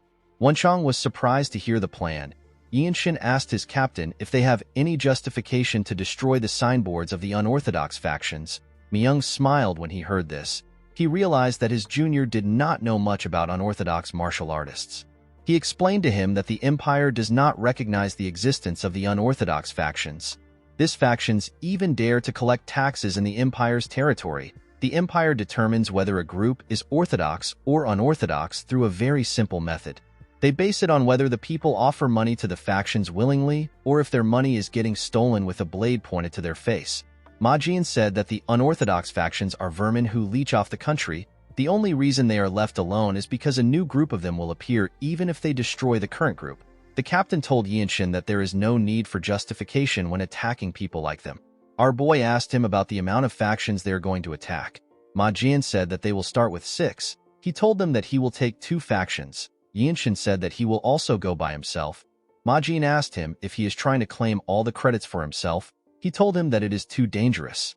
Our boy assured his captain that he will be able to take care of it. Ma Jin explained to him that it is a different matter altogether for him to take on an entire organization. While fighting against a group, there are way too many variables to consider. It can't even be compared to a one-on-one fight. Yinshin told his captain that he will need to experience these things by himself. Ma Jin knew that our boy was right. He told him that he will assign him a mission in the town. He revealed to him that his target will be the Mantis sect that is in a part of Xian known as Lianhu. He told him that the group is quite atrocious. They won't hesitate even when kidnapping women and children. Ma Jin told our boy that his mission is to destroy the sect alone. In the next scene, we see Yinshin walking in the forest. There was a man walking behind him. The man was guiding him to Lianhu. The man told Yinshin that he never expected him to be going alone. He asked our boy to reconsider his decision. He said that the Mantis sect is not to be trifled with. According to the man, the sect has more than 10 men who are well-versed in martial arts. It is said that even a single lower-rank member is enough to defeat a whole alley in Lianhu. Yinshin asked the man to tell him more about the sect. The man revealed to him that the sect took over the streets of Lianhu 3 years ago. They dragged at least a dozen women away to serve them as maids. They are very vicious. They were able to skillfully manipulate the local magistrate. Yinshin asked the man if there is anyone who has seen the sect members use martial arts. The man told him that he heard they use all sorts of weapons. He said that he saw the sect members a few times from afar. They had a few weird curved swords and normal swords. He said that the sect members were so fast that it was hard for people to see everything they were doing. They were able to cut off 2 heads with a single slash. Yinshin realized that these people have learned some martial arts, even though they don't have a developed dantian. He turned around and asked the man about what the government is doing if so many people have been captured. The man revealed to him that the local magistrate makes sure the Mantis sect don't run into any problems since they are in cahoots. When Yinshin arrived at the county, he saw some people gathered somewhere. When he looked in front of them, he saw some young girls tied up. The young girls were being harassed by some men with swords. Yinshin was annoyed to see this. He said that he now understands why the desolate fortress had to come. The men turned to the side when they heard his voice. Our boy stepped out and asked the men if they are government troops. He asked them if these girls are criminals that they tied up. A bald man holding a dagger threw it at Yinshin's head. Our boy caught the dagger. He activated the swift sword style of the radiant demon art. He threw the dagger back at the man. It stabbed him in his head. The man's friends were surprised to see this. They believed that Yinshin was some child who knew martial arts. One of them asked him about where he learned from. He told Yinshin that the way he threw the dagger was weird. He asked him if he learned how to throw it properly. A man in green clothes stepped out. He said that Yinshin was really fast. He asked him for the name of the martial arts he just used.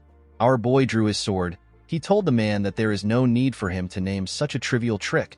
The man was happy to see Yinshin's sword. He believed that he would get a reward from their sect leader if he was to present the sword to him. The moment he thought of this, Yinshin used his sword to split his head apart. The man's teammates were shocked to see this. Our boy charged at them. He tore all of them apart before they could even draw their swords. Everyone, including the man who brought him there, was shocked to see how he easily took care of them.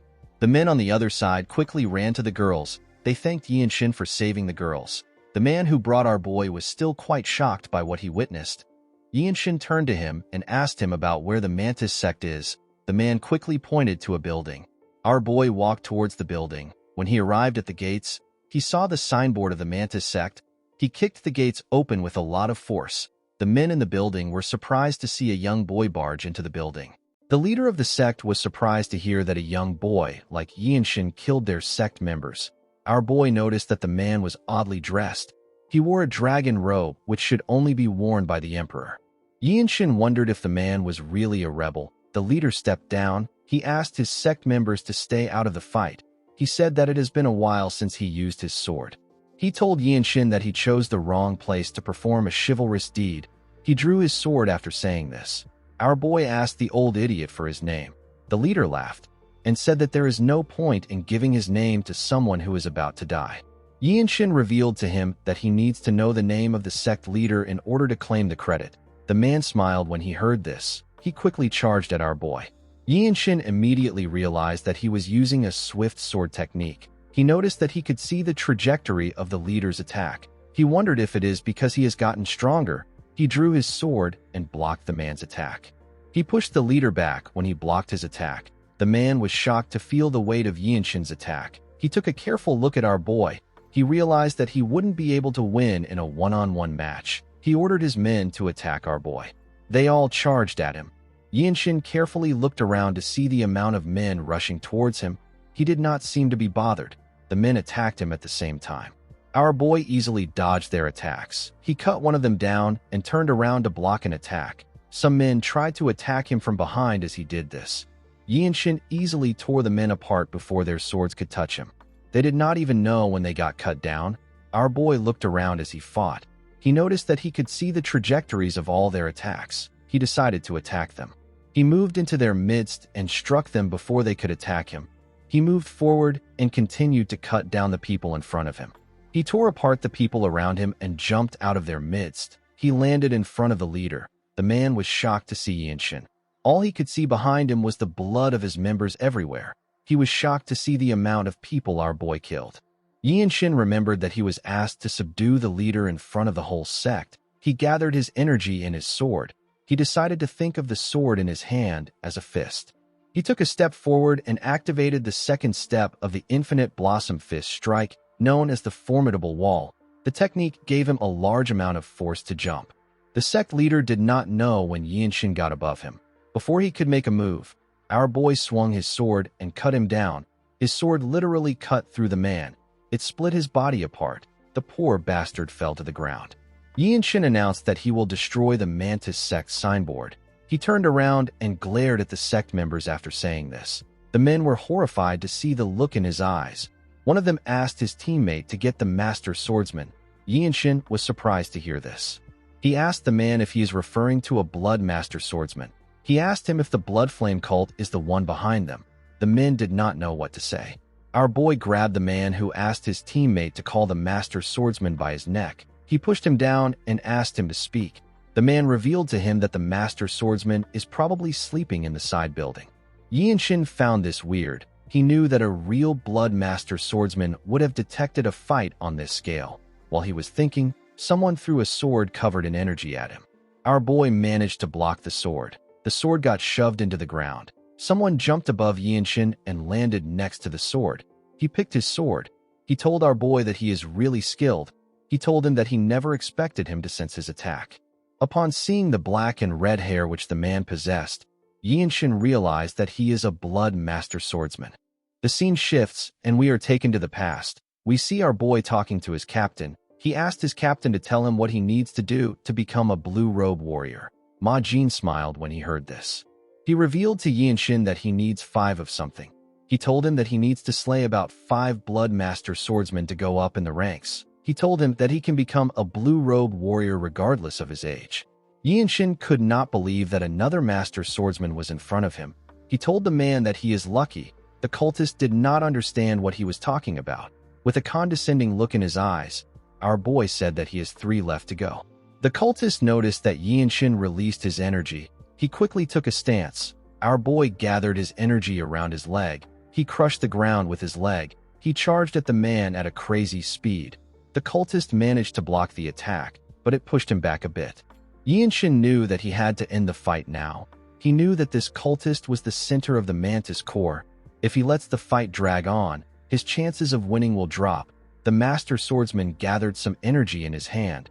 He asked Yinshin to die. Before his hand could touch our boy, he activated a technique of the infinite blossom fist strike known as Vortex. A large amount of energy gathered around his sword. The energy was spinning fast. Our boy stabbed the master swordsman in his chest. The master swordsman was annoyed to see this. He tried to move his hand. Yinshin took out his sword from his chest. He told the cultist that he won't be listening to his last words. The moment he said this, he beheaded him with a clean strike. The Blood Master swordsman did not stand a chance. The rest of the sect members were shocked to see what just happened. They quickly realized that the sect was done for.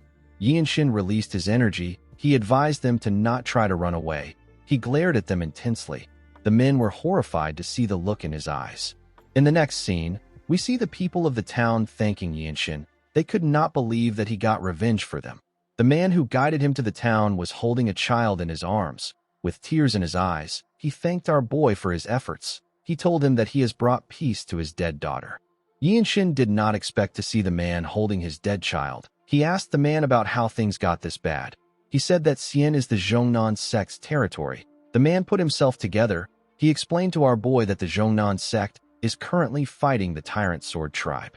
Our boy was surprised to hear this information. The man revealed to him that all the martial arts schools under the Zhongnan sect have gone up to Mount Zhongnan. In the next scene, we see Yinshin walking back to the inn. He was holding a sack. While walking, he thought about what his guide said. He realized that the Zhongnan sect will need to risk their lives if they are up against the Tyrant Sword tribe. It is not a fight that will end with 1 or 2 martial masters dying. Yinshin thought about his niece and his elder brother who are at the sect. He realized that he needs to go to Zhongnan. The 13 Skies is an unorthodox group that rules over the unorthodox faction. The interference of the Desolate Fortress is a necessity. Our boy told himself that he can get a lot of credits by taking the heads of the martial masters of the Tyrant Sword tribe. He believed that his captain would allow him to go there. While he was thinking, Yinshin stopped walking. He asked someone if they have found traces of the battle maniac. The moment he asked this question, 2 people raised their heads out of the bush. They ran to our boy. The people turned out to be Cheonju and Hyun. Cheonju said that the battle maniac wasn't at the Mantis sect. Yinshin said that it is a pity. Cheonju commended him on his fight. He told him that it was a splendid display of martial arts. He told our boy that he is the future Radiant Demon Squad leader. He disregarded this statement. He told Yinshin that he can even become the Divine Sword Squad leader. He turned to Hyun and said that this will widen their sect's horizon of knowledge. The boy knew that the man was trying to tell him to work harder. He told Yinshin that he feels restless anytime. He remembers that he said that he needed 5 moves to defeat him. He asked our boy if he will like to become his friend. He asked him if he is interested in the Manhwa sect's martial arts. He told Yinshin that the Desolate Fortress isn't very far from the Manhwa sect. Our boy was not very interested in what Hyun was saying. He told the boy that he does not have any matters to attend to at the Manhwa sect. Hyun was shocked to hear our boy's response. Yinshin assured him that he won't refuse to see him if he comes to visit him at the Desolate Fortress. He told him that he must learn a new martial arts before coming each time. Hyun was shocked to hear this. The scene shifts, and we are taken to the inn. The group noticed when Yinshin stepped inside. Myung said that the energy around our boy is a little different. Mirio moved close to him to inspect him. She told him that he received a cut on his back. She asked him to sit down. She told him that she will help him apply some balm. Ma Jin asked Yinshin about how the mission went. Our boy placed the sack on the table. The group was surprised to see what was inside the sack. They could not believe that they were looking at the head of a Blood Master swordsman. Ma Jin never expected the Blood Flame cult to have something to do with the issue. He could not believe that they left a Blood Master swordsman in charge. Myung pat Yinshin on the head. He told him that this proves that what happened at Jinping County wasn't a fluke. The captain could not understand the move of the Blood Flame cult. He did not know why they were placing Blood Master swordsmen in places where they are not usually seen. The Zen Sword Demon said that this is not normal. Ma Jin commended Yinshin on accomplishing a great feat. He told him that problems might be following him around. He could not believe that our boy resolved all his problems and returned with information that could be of aid to the Murim. Yinshin told his captain that he has something to say. Ma Jin asked him to tell him. Our boy revealed to him that he wants to go up to Mount Zhongnan. He explained to his captain that he is worried about his niece. Ma Jin told him that they were also just informed about the situation. he told our boy that Mount Zhongnan is currently very dangerous. He explained to Yinshin that the Tyrant Sword Tribe is completely different from the Blood Flame cult. They are not a normal, unorthodox group. Mirio told our boy that the Tyrant Sword Tribe uses both traditional martial arts and sorcery. She asked him to think of them as people who have gone crazy about getting stronger. Ma Jin said that Mirio is right. He told Yinshin that they have not received any missions there. He said that they simply need to focus on what they have been tasked with. Myung decided to interfere. He reminded his captain that captains are allowed to give orders for a mission if they deem it necessary. Ma Jin and Mirio could not believe that Myung decided to speak up now. Ma Jin decided to be honest with our boy. He explained to him that he does not want to send him to Mount Zhongnan without knowing if he will be able to make it back. Yinshin was surprised to hear this. His captain explained to him that anyone in the desolate fortress who knows how talented he is will worry about this fact. Myung told our boy that it is natural that people want to recruit him. He reminded him about the incident where he was invited by the Manhwa sect. Both Mirio and Wonchong knew that Myung was right. Yinshin asked his captain to tell him why he is incapable of separating personal and business matters. He asked his teammates if this is the level of trust he has built in their squad. He reminded them that he has shown them what he is capable of. He begged his captain to let him go. He asked him to record the mission as a solo mission. Upon seeing the look on Yinshin's face, Myung told his captain that our boy has made a checkmate move. Mirio hit him in the back when she heard this. After thinking about it, Ma Jin told our boy that he is right. He decided to give Yinshin a condition that would grant him the right to leave. He asked our boy to take on one of his attacks. Mirio and Myung were shocked to hear this. Ma Jin told our boy that it is simply one attack. He told him that he can dodge or block the attack if he wants. He assured him that he will let him go if he is able to do this. The Zen Sword Demon believed that this was a bit too much. She called out to her captain. Ma Jin told her that one must be at least this competent in order to stand at the top of the martial arts world. He promised to give Yinshin a separate reward if he is able to handle one of his attacks. Our boy accepted his offer. The scene shifts, and we are taken outside the inn. We see the members of the Mount Hua sect standing together. Cheonju thanked Ma Jin for granting them permission to witness his duel. After thanking him, he moved close to his team. He told Hyun that it is a precious opportunity to see the technique of the Radiant Demon Squad captain. Hyun found this to be weird. He reminded Cheonju that a black-robed warrior of the desolate fortress should be on the same level as him. Cheonju told him that he is right. He explained to him that Ma Jin is very strong when it comes to close combat. He told him that the captain is even stronger than him. Hyun was shocked to hear this. Cheonju told him that Ma Jin's nickname is Hell Slaughterer. It means that he completely rules the battlefield. According to Cheonju, there is a large amount of reputable clan elders who were killed by Ma Jin after committing hypocritical atrocities. For someone as skilled as the captain, even a slight movement in his hand has great meaning, because that single attack could end a life instantly. Hyun could not believe what he was hearing. Unlike the martial artists of the 9 sects who seek the ultimate principle of swordsmanship, Ma Jin's martial arts were trained for the sake of fighting. Cheonju admitted that even our boy will have a hard time in this fight. He said that no one around his age can take on an attack from a master like Ma Jin. Yinshin glared at his captain. He asked him if he can give him some time. Ma Jin asked him to take as much time as he needs, because he was going to be using a move that a white-robed warrior can't handle. Ma Jin advised Yinshin to sharpen his senses as much as possible. There are less than 30 black-robe martial masters in the desolate fortress. However, our boy believed that he did not need to be nervous. He closed his eyes and took a deep breath. He released his energy and placed his hand on his sword. He told himself that he simply needs to show what he has learned. When he opened his eyes, we see that it is covered with his energy. Our boy was able to see the energy around his captain. He told Ma Jin that he will let him have the first move. The man smiled when he heard this. When he simply raised his hand, a large amount of energy gathered around it. Yinshin was able to tell that this was a ridiculously powerful palm strike. A palm strike of this level can easily break through most fortress walls. Our boy realized that he could not block such an attack. He needed to dodge it. He quickly let go of his sword. The moment he let go of his sword, Ma Jin charged at him like a lion going after its prey. He swung his palm at him when he got close to him. Immediately our boy saw his palm. He realized that he couldn't get away with any of the mobility arts he has learned so far. The moment he thought of this, an idea came to his head. He realized that he could take a single step. He focused his eyes on Ma Jin's palm. While looking at his palm, Yinshin carefully took a step and got behind his captain. Ma Jin's attack destroyed the ground. Everyone was shocked to see that our boy actually dodged the attack. Ma Jin was not fazed. He asked Yinshin about the mobility art he just used. Our boy revealed to his captain that he simply walked because he saw a way to survive. He told Ma Jin that he will name the technique the evading swift step. Ma Jin smiled when he heard this. He stood up straight and announced that he will permit Yinshin to travel to Mount Zhongnan. In the next scene, we are taken to a forest. We see Yinshin wearing a blue robe over his white robe. He was walking with Wenchang. As they walked through the forest, our boy remembered what happened at the inn. Myung took off his robe and gave it to him. He told him that he is lending him. Yinshin was surprised to see this.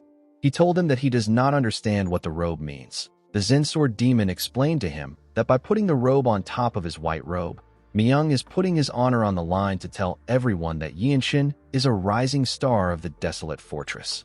Mirio told him that he now has the authority to give orders to the white robes of the desolate fortress. Our boy could not believe that Myung saw him as a rising star. Rising star is a phrase used to describe a junior who is the best in their rank. Myung told our boy that he should tell anyone who questions him that the Azure Eye demonic swordsman recognizes his abilities. He assured Yinshin that no one will pick a fight with him if he says this. Mirio told Yinshin that he can also use her name. She told him that she also wanted to put her robe on him. Our boy did not expect this. The scene shifts, and we are taken to the present. Wenchang commented on the fact that there is a blue robe on a white robe warrior. He told Yinshin that it suits him. Our boy told him that it feels a little out of place. Wenchang assured him that he will get used to it soon. Our boy thanked him for encouraging him. Wenchang did not know why he was thanking him. He told Yinshin that he was actually sincerely complimenting him. In the next scene, we see the boys arrive at the entrance of Mount Zhongnan. Some martial artists were guarding the entrance. Wenchang realized that the rumor about them fighting with the Tyrant Sword Tribe was true. He never expected to meet martial artists at this point of the mountain. He believed that they would be at the entrance of the sect. He and Yinshin moved close to the men. They were asked to stop. One of them asked them about where they are from, their names, and the reason why they are there. Wenchang showed them the logo on his shoulders. He told them that they are from the desolate fortress. The man glared at him. Our boy decided to introduce himself. He told them his name. He said that he is from the Radiant Demon Squad. Wenchang also introduced himself to them. The man asked them if they intend to verify their identity only with their clothes. Wenchang put his hand into his pocket and brought out a tag of the desolate fortress. The man said that no one will believe that the desolate fortress allowed two young martial artists to come there alone. Wenchang did not know what to say. Someone asked the man to stop acting rude. The men turned around when they heard this. They saw a man resting on a pillar. The man was also a disciple of the sect. The man told Yinshin and Wenchang that their sect is in the middle of a war. He said that they can't accept people with identities that they can't verify with certainty. Wenchang became angry when he heard this. He released his energy and made the ground shake. The men became nervous. They asked him if he is really from the desolate fortress. Wenchang smiled confidently when he heard this. When he took away his energy, the men accused him of threatening disciples of the Zhongnan sect on Mount Zhongnan. Wenchang was surprised to hear this. Due to the way they were acting, Yinshin could tell that their battle against the Tyrant Sword Tribe was not going well. Their pride as one of the Great Nine sect is getting damaged, and now two young martial artists who boldly claim to be from the desolate fortress have appeared. It was natural that they would feel offended. One of the men told them that he cannot believe that they are actually from the desolate fortress. He told them that the situation here has been really bad these days. The man resting on the pillar told them that they will have a problem if they are actually from the desolate fortress. He said that they cannot trust them enough to let them into their great sect. He told them that the glory days of the desolate fortress are well in the past. Wenchang and our boy were shocked to hear this. Yinshin glared at the arrogant bastard. He placed his hand on his sword. He told the man that he did not expect him to speak rudely to martial artists from other groups for no good reason. He released his energy and took a stance. With a serious look on his face, Yinshin told the man that he ought to think twice before speaking. The disciples of the Zhongnan sect were shocked to feel our boy's energy. The man became angry when he heard this. He drew his sword. and asked Yinshin not to threaten them. The other men also drew their swords. The moment our boy saw this, he swung his sword. He released an attack that was quite fast. The attack was aimed at the man next to the pillar. He knocked the man's sword out of his hand. The man was shocked to see this. He could not even react to the attack. Wenchang was happy to see the looks on their faces. Yinshin put his sword back into his sheath. Immediately he did this, someone asked the disciples to stop. A woman jumped out of the forest. Our boy sensed her presence the moment she came out. The woman landed in their midst. Wenchang seemed to be shocked to see her. The disciples referred to the woman as their senior. Yinshin did not know her, but he could tell that she is strong. He judged that the woman was on par with the blue-robe martial artists of the desolate fortress. The beautiful woman turned to her sect members. She said that she is disappointed. She could not believe that disciples of the Zhongnan sect would act and speak in such a rude manner. She told the men that they will have a longer conversation about this issue when they return to the sect. The men quickly apologized. They said that they were ashamed of themselves. The woman turned to Yinshin and Wenchang. She apologized to them for how the men behaved. Our boy noticed that Wenchang was not speaking. He was still lost in shock. He decided to introduce himself to the woman. He told her that he is a member of the Radiant Demon Squad. Wenchang also introduced himself. He said that he is part of the same squad as Yinshin. With a smile on her face, the lady introduced herself as Weiji Manhwa. Wenchang was surprised to hear her name. He quickly realized that she is the Cloud Sword Dragon. The Cloud Sword Dragon is a martial master who is said to have descended from the heavens by mistake because of how great a genius she is. Her reputation has already spread across the world. Wenchang said that it is an honor for him to meet a sword dragon who is famed throughout the world. Yinshin said that he acted rudely by drawing out his sword in their territory. He apologized to her for his behavior. Manhwa told our boy that she saw her juniors ready to attack him first. She apologized on behalf of her juniors. She said that they have kept them waiting for too long. She told them that she will take them to the main sect's location. She said that she will hear the details of their visit when they get there. While she was talking, a disciple walked down the stairs. The person called out to Yinshin. Our boy quickly raised his head up. He saw his elder brother. The boy was shocked to see Yinshin. Manhwa did not understand what was going on. In the next scene, we see Yinshin's niece run to him. She was very happy to see her uncle. She quickly hugged him. Our boy asked Haya if she has been well. The girl could not believe that her uncle was in front of her. She hugged him tightly. Wenchang had to look away because he did not want the atmosphere to be awkward. An old man and Manhwa moved close to our boy. Yinshin let go of his niece and stood up. The Cloud Sword Dragon explained to him that the sect leader and the Supreme Elder have gone out to deal with the leader of the Tyrant Sword Tribe. Because Yinshin and Wenchang were guests from the desolate fortress, Manhwa had to bring the person with the highest seniority in place of the sect leader. Our boy and Wenchang put their hands together and introduced themselves to the man. The man introduced himself as Zhang Yoel. Wenchang was shocked to hear the man's name. He could not believe that he was looking at the Zhongnan Sword Immortal. He bowed his head to pay his respects to the Sword Immortal. Yinshin could tell that this old man was stronger than Elder Yoel Shin. He believed that the elder might even be stronger than his grandfather. The Sword Immortal asked him for his age. Our boy told him that he is 16 years old. Yoel seemed to have noticed something about Yinshin. He asked our boy to take a look at something. When Yinshin turned, he saw a cliff. There were some sword marks on the cliff. Our boy carefully looked at it. Manhwa asked the elder to tell her what he wants an outsider to do about the sword marks. She reminded him that it has been the long-time wish of their sect to restore the lost martial arts known as the Eclipse of the Nine Suns.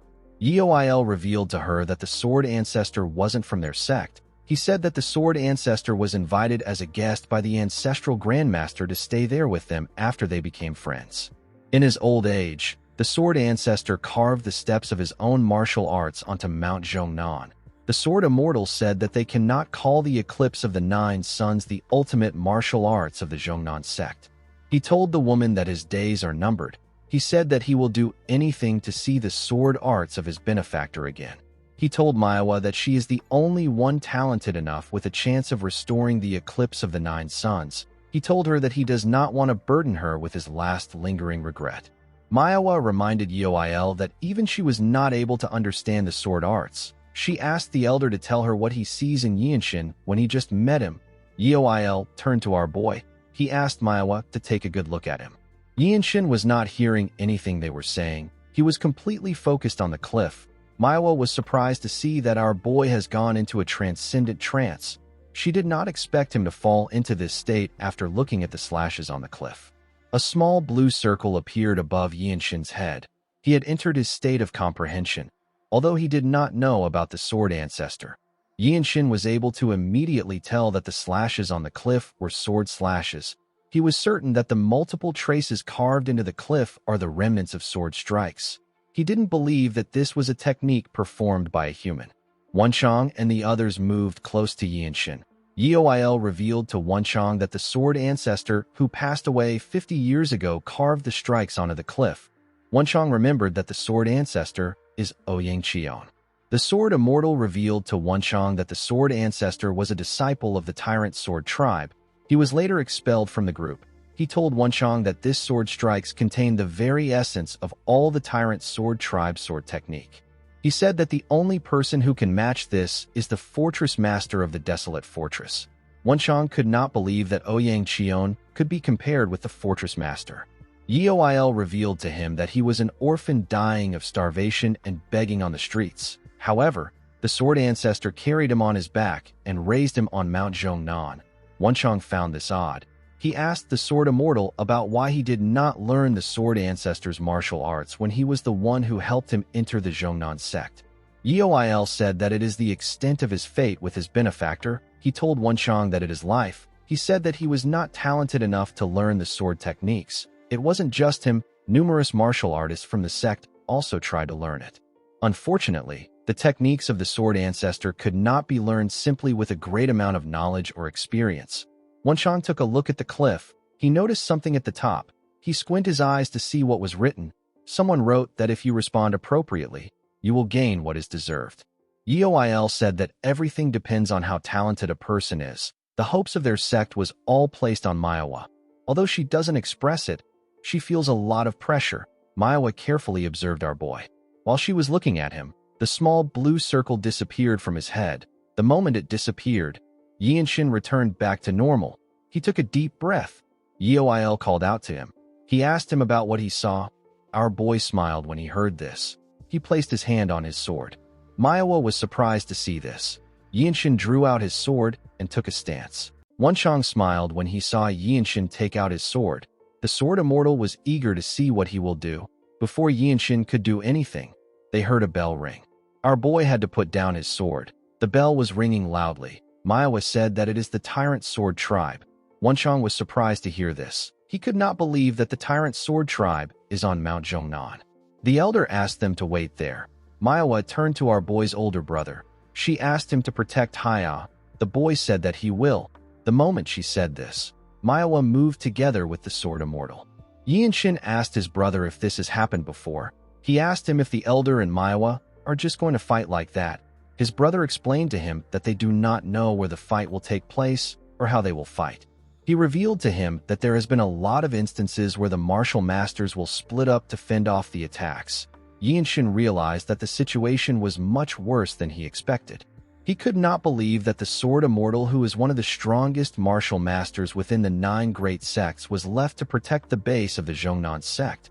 Wenchang told our boy that an unexpected incident occurred when they arrived. Yianshin asked him if they should help out. Wenchang explained to him that it will make things complicated. Messing with the pride of a martial artist from the 9 great sects can cost someone their life. Wenchang reminded Yianshin about what happened earlier. He told him that the fight would have escalated if the Cloud Sword Dragon did not interfere. Our boy told his friend that the Zhongnan sect doesn't have much of a choice in their current situation. Someone asked Yianshin not to speak thoughtlessly about the Zhongnan sect. Our boy and Wenchang quickly raised their heads up when they heard this. They saw the disciples of the sect looking at them. The men did not seem happy. Yianshin told the man who asked him not to speak thoughtlessly that he was not being rude. The man said that things are interpreted depending on who interprets it. He asked our boy if he really doesn't know that the desolate fortress will never be a welcome guest of any martial group. Yianshin realized that the desolate fortress has a lot of enemies. Wenchang reminded the man that the core martial masters of their sect are absent. He told them that they should accept all the help they can get. The man and the other disciples were annoyed to hear this. He asked Wenchang not to insult their sect. The moment he said this, everyone sensed the presence of something. When they turned to the side, they saw some martial artists who were dressed differently. Yinshin noticed that this men possessed a stronger energy than the Zhongnan sect's disciples. The disciples were shocked to see the Tyrant Sword tribe. Our boy remembered that they passed by a few pavilions on their way to the sect. He did not expect to see members of the Tyrant Sword tribe inside the sect. The men from the Tyrant Sword tribe took a look around. Their leader stared at Haya. He quickly ordered his men to kill the girl. He said that she inherited the teachings of the Sword Immortal. The men quickly charged at the girl. The disciples of the Zhongnan sect drew their swords and stopped the men in their tracks. Since his men were preoccupied, the leader walked past them. He went to meet the girl. Our boy and Wenchang stood in front of Haya. The man was surprised to see people from the desolate fortress. He asked them about what they are doing in one of the 9 great sects. With a smile on his face, he asked the boys if they are here to try and balance things out now that the Tyrant Sword tribe has the upper hand. Yinshin did not expect these men to start a fight to create an opening to harm his niece. He turned around and asked Wenchang to assist him. With a smile on his face, Wenchang assured Yinshin that he has his back. Our boy became confident when he heard this. He moved forward a little bit. The man smiled when he saw him moving closer to him. Yinshin took a stance and charged at him at a crazy speed. The man managed to block his attack, but he was pushed back. The martial artists who were fighting could feel the weight of Yinshin's pressure. The man did not expect our boy's attack to be so heavy. His subordinates quickly ran to help him. They wanted to attack our boy from the side. Unfortunately for them, they didn't know that another martial artist was guiding that part. Wenchang moved past Yinshin and drew his sword to attack one of them. The person managed to block the attack, but he left himself open. Wenchang was able to stab him in his chest. Before the other person could attack him from behind, he turned around. Yinshin continued attacking the man with heavy hits. It was hard for the leader to block his attacks. His attacks were also very fast. When our boy made a huge swing, the man dodged it and tried to attack him from the side. He asked Yinshin to die. Our boy dodged the attack with the evading swift steps and managed to get behind the man. He was ridiculously fast. He stabbed the leader from behind. The man screamed out. His subordinates and the disciples of the Zhongnan sect were surprised to hear him scream. The leader could not believe that a sword was in his chest. He never expected to lose to some brat. Our boy took out his sword and glared at him. After taking care of the leader, Yinshin joined hands with Wenchang to take care of the rest of the enemies. The disciples of the Zhongnan sect were shocked to see this. It was barely even a challenge for the two boys. The man who spoke rudely to Yinshin saw what he did for them. He saw our boy hug his niece. The man and his fellow disciples apologized for how they reacted. They apologized for their rudeness. The moment they apologized, the Sword Immortal and the Cloud Sword Dragon arrived. Manhwa noticed the bodies of the members of the Tyrant Sword tribe on the ground. Yeoil told our boy that the Zhongnan sect is in his debt. Yinshin told him that he was just protecting his family members. The elder revealed to him that his niece will one day take over from Manhwa to become the pillar of the Zhongnan sect in the future. He told him that the fact that their sect owes him a debt still stands. Yinshin thanked him for saying this. He placed his niece down and asked Yeoil if he can train for a little while in this place. Manhwa and the elder glared at him. Yinshin told them that there is no need for any of them to leave. He said that he simply doesn't wish to lose the thoughts that he is right now. Yeoil asked him if he achieved some form of realization. He asked the others to step back. Yinshin took a look at the sword marks. He slowly drew his sword. He was able to solidify the realization he achieved thanks to the fight he had with the Tyrant Sword tribe. Manhwa focused all her attention on Yinshin. Our boy's sword released a small golden light. He carefully took a stance. The elder was surprised to see this. When Yinshin made a single move, the energy disappeared. He let out a sigh.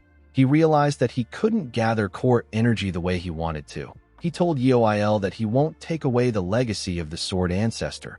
He explained to him that the sword marks are trying to tell those who see it to keep an open mind. He said that this is his own opinion. The elder said that the traces left behind by the sword ancestor must contain courage. This means that this sword marks surpass the boundaries of martial and mystic arts. He believed that the sword ancestor must have had the same thought as Yinshin. He told our boy that his belief must have gotten through to him. He told him that he is blessed by the heavens with both luck and talent. Yinshin got an idea when he heard this. He reminded the elder that he said that Ouyang Qion came to the Zhongnan sect in his later years. Yoil said that he did. Our boy said that the sword ancestor must have been friends with the martial masters of the Zhongnan sect. Since the sword techniques of the sect has very distinct traits, it wasn't suitable for him. Even if he learned the sword techniques, the efficiency would be very low. Manhwa did not understand what he was saying. She asked him if he can elaborate more on it. He explained to the Cloud Sword Dragon that the restoration of the eclipse of the 9 suns is completely dependent on her. He told her that he can help her a little. Manhwa was surprised to hear this. She did not expect him to help her restore the sword technique. She asked him about what he means. Yinshin asked her to give him a second. He said that his training is not yet over.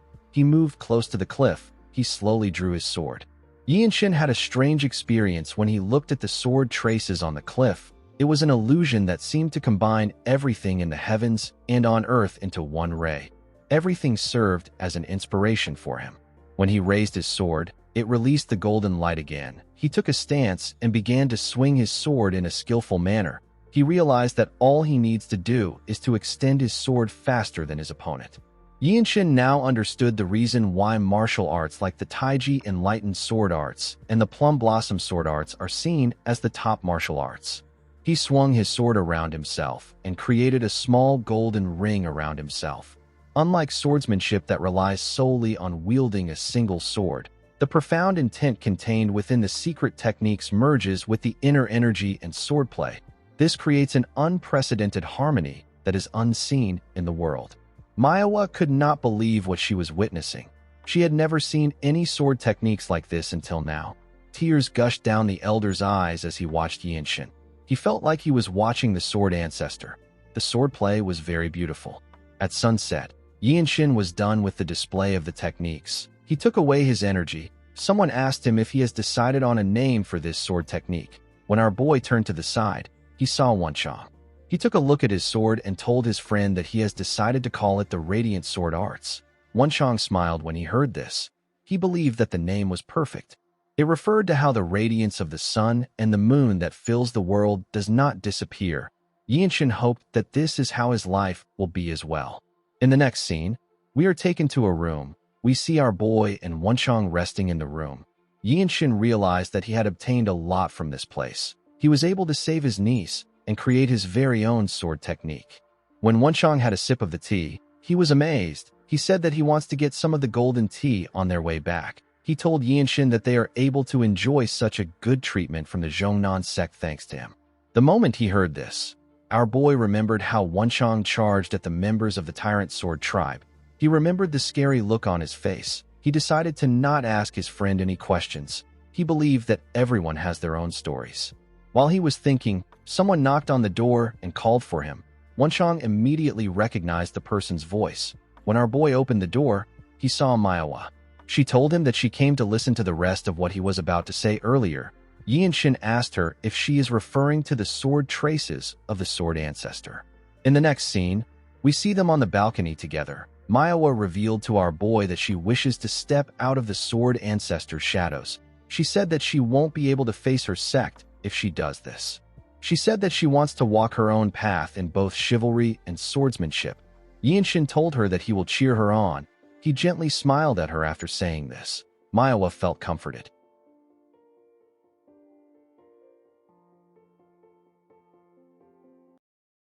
Guys, we have come to the end of our video. If you guys want more of this recap, let me know in the comments section. Don't forget to like and smash that subscribe button for more recaps. See you guys later.